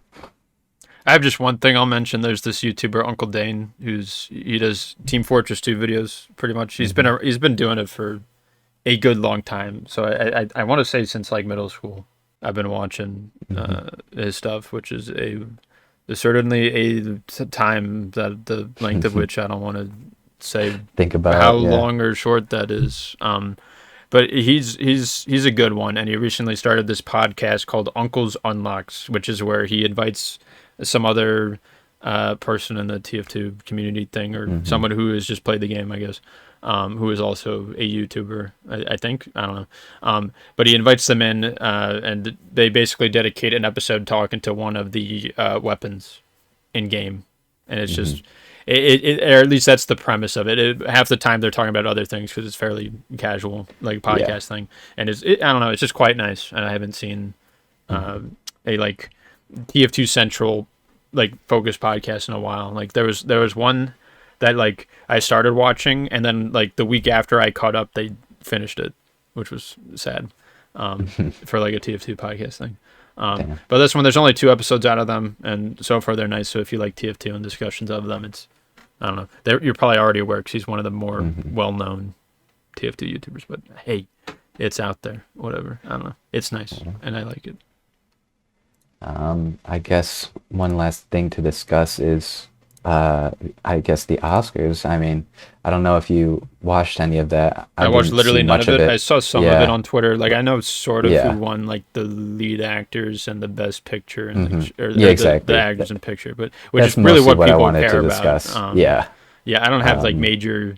It takes one way or the other, one way or another, because I don't really care that much. Like I think the Academy's stupid, and it's a bunch of just old ass people who like the voters, the people deciding the shit. They only watch like half the movies, like anyways that are nominated, which is like way less than the actual total number of decent films that come out in that given year. I think the best, get rid of the animation one. Like you could have best animation, but like animation is not like a genre. It's a media form. It's just a movie. I mean? Like why are we like? I think we should have a thing that appreciates the media form of that, and we like give time to dedicate to that. But like best animated film like doesn't make sense because it's not like a genre. Just you know what I mean? recommend it for best film. Like no.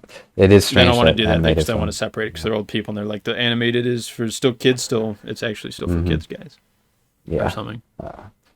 It's a shame and it's stupid. There have only been like I think maybe 2 animated films that have ever been nominated for best film as opposed to just best animated. Oh, have there actually? I didn't even know there were any to begin with. So. Exactly. I think like 2 over the course of like 30 like the years Incredibles or something. Yeah, it might have been Wall-E or something like that. That would make sense. But yeah, I think it's good that Sean Baker won so much, and it's good that I think the Boo List won so much. Like we had because that's his first like movies. Wins in anything really. Yeah, right. I mean, because I recognize that it's important for the industry because it helps people get jobs and like get recognized or whatever. Exactly. Like the Oscars are still a very they're super reputable important. They're source. mega super very important. Like culturally, the cultural attaché of having an Oscar and having a nomination or a win to your name makes getting huge. Any project so much better. So I'm grateful that Sean Baker is able to get that because I think he's a great director, and I'm glad that he's getting recognition on such a large stage, and I'm glad that he is still championing for independent cinema and independent filmmakers and even like independent theaters to just like keep everything running because he values just the culture of film and theater so much, which I I value in a director that's that, cool. if Sure. we're getting or even a best film winner, having something to say is a lot nicer than, Yeah. having a green book Yeah, like even if it's or a stupid whatever. award, it's like that's my boy. They Yeah, got the yeah. thing. It's Like, nice yeah, to see him win. exactly. Yeah. So that's about all I wanted to say on the Oscars. Yeah, there's also the people complaining about the Adrian Brody AI thing, which YMS Yeah. sort of says it the best, where it's like it's a tool specifically for the accent that most people Hmm. aren't even gonna realize to begin with, but AI Yeah. is just such a red flag Yeah. word being thrown around when it's Yeah. not necessary. Like things are always way more complicated than that, but people on the internet, we like to simplify things, Hmm. and it's It's a just this thing buzzword. is either good or it's bad. It can't be like there can't be layers to it. It is interesting that like a lot of the controversies It's either that around or these Amelia films Perez. are, yeah, well, it's like they are they're drummed up in order to either shed like shine light or shit on competitors in the Oscar race. It's definitely like it's marketing in order to try and campaign for best picture or whatever you want. Yeah. Is you're gonna have to degrade or deface your competitors and whoever else is being nominated. Yeah. So it was very interesting to see that kind of like get really blown out of proportion, specifically with Amelia Perez, and then also with the Brutalist. There's a ton of other controversies. There always are. I'm still pissed that Challengers got like 0 Yeah. nominations. That was What the like fuck? maybe the best movie that came out last year. Like Yeah. Dune Part 2 also came out in 2024, Yeah. or did it come I mean, out technically? No, Yeah. both of those were last year, Yeah. and both of them I liked more than any of the winners. But Yeah, which is interesting. it is what it is. I'm shocked they hate Luca like that. Yeah, though. they invite But him. Queer didn't get He's- anything either. He's sitting there. But Yeah. yeah. It Yeah. like those two movies were like way better than any of the other And they shits. came out same year by same director. What are we Well, no, talking about? well, same, not the same director because Denis Villeneuve did Dune.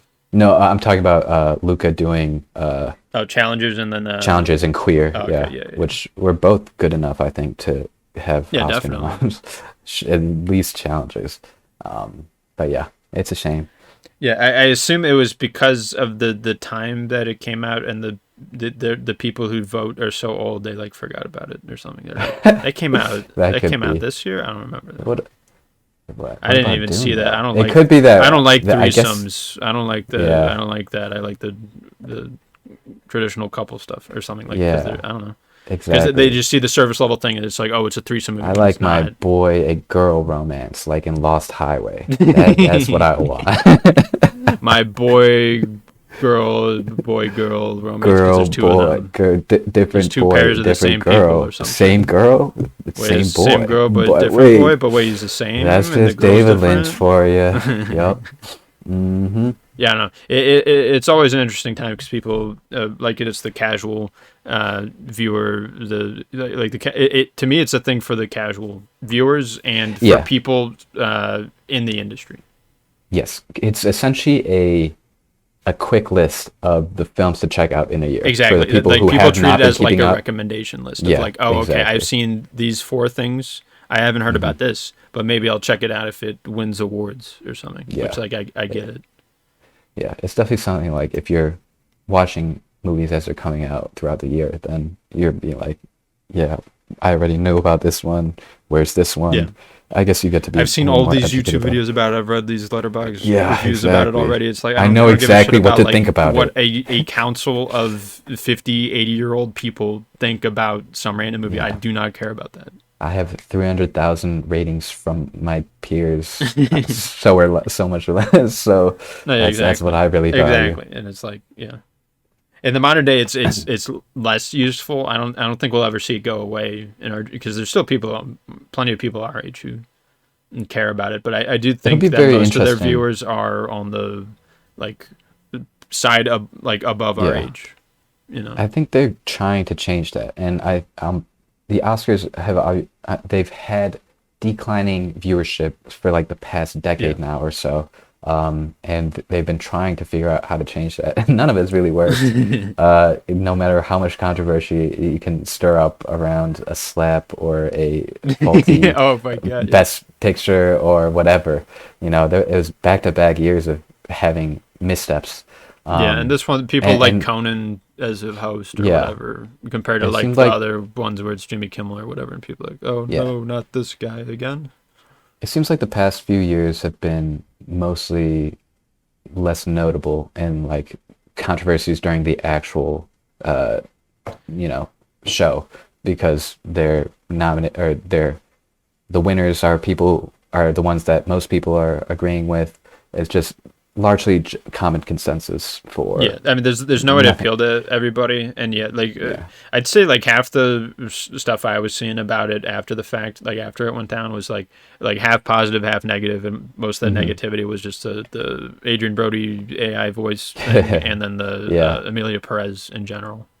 Yeah. And that's just I think that's all you can hope for for a show like this. It's like 50-50. I guess you can ask for more. I think people really liked when Parasite won Best Picture, Well, just yeah, because that was because it like, was a whoa, foreign film and it they're was the doing best that, movie that came out and it that year. was, yeah. It So it's like deserved to they win, and actually it got got it right, So yeah. But still, it's a long show with a lot of room for missteps and mistakes. So I do wonder how much it's going to change as we become like our generation becomes the dominant market that they're trying to appeal to. So like I don't know what that entails. They're gonna have to change just because, just get our younger peers are gonna people be the on the ones who are thing running it. and Yeah, just have them watch more movies. That's it. it seems I like think that's that probably is it. it's becoming more and more that way. Or And I you think you get me Letterboxd and Peter on there, and then I'll care. Only if you get the exactly. both of us on the council. I think things like Letterboxd and even YouTube was the predecessor for that, is just making it easier for a new Yeah, generation of people to start to watching discover films them, and maybe to maybe review not them even watch themselves, them and all, also but find like out reviews understand from other them. people. Yeah, yeah. Like you can at least form an opinion through the aggregate consensus of others, regardless of how Sure. we personally take it upon ourselves to watch every movie instead and then just trust everyone else's. But Yeah, well, we'll, for the we'll form most our own part, opinions, and then the people listening will form yeah, it's opinions the same from thing as a ours. same thing as an IMDb, Rotten Tomatoes. Sure. Letterboxd is just this next thing for the new generation, um, But it's way better but than all those. because it is It's less, funnier. critic oriented, but it is It's got a just good it seems balance like of a general a consensus.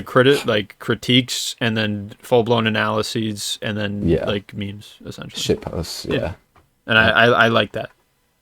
it is the most social media uh, music or movie Hmm. platform Yeah, that there is. So you take it or you leave it, yeah. and I enjoy it. Oscars, schmoppers, I don't care. Whatever. Oscars, schmoskers.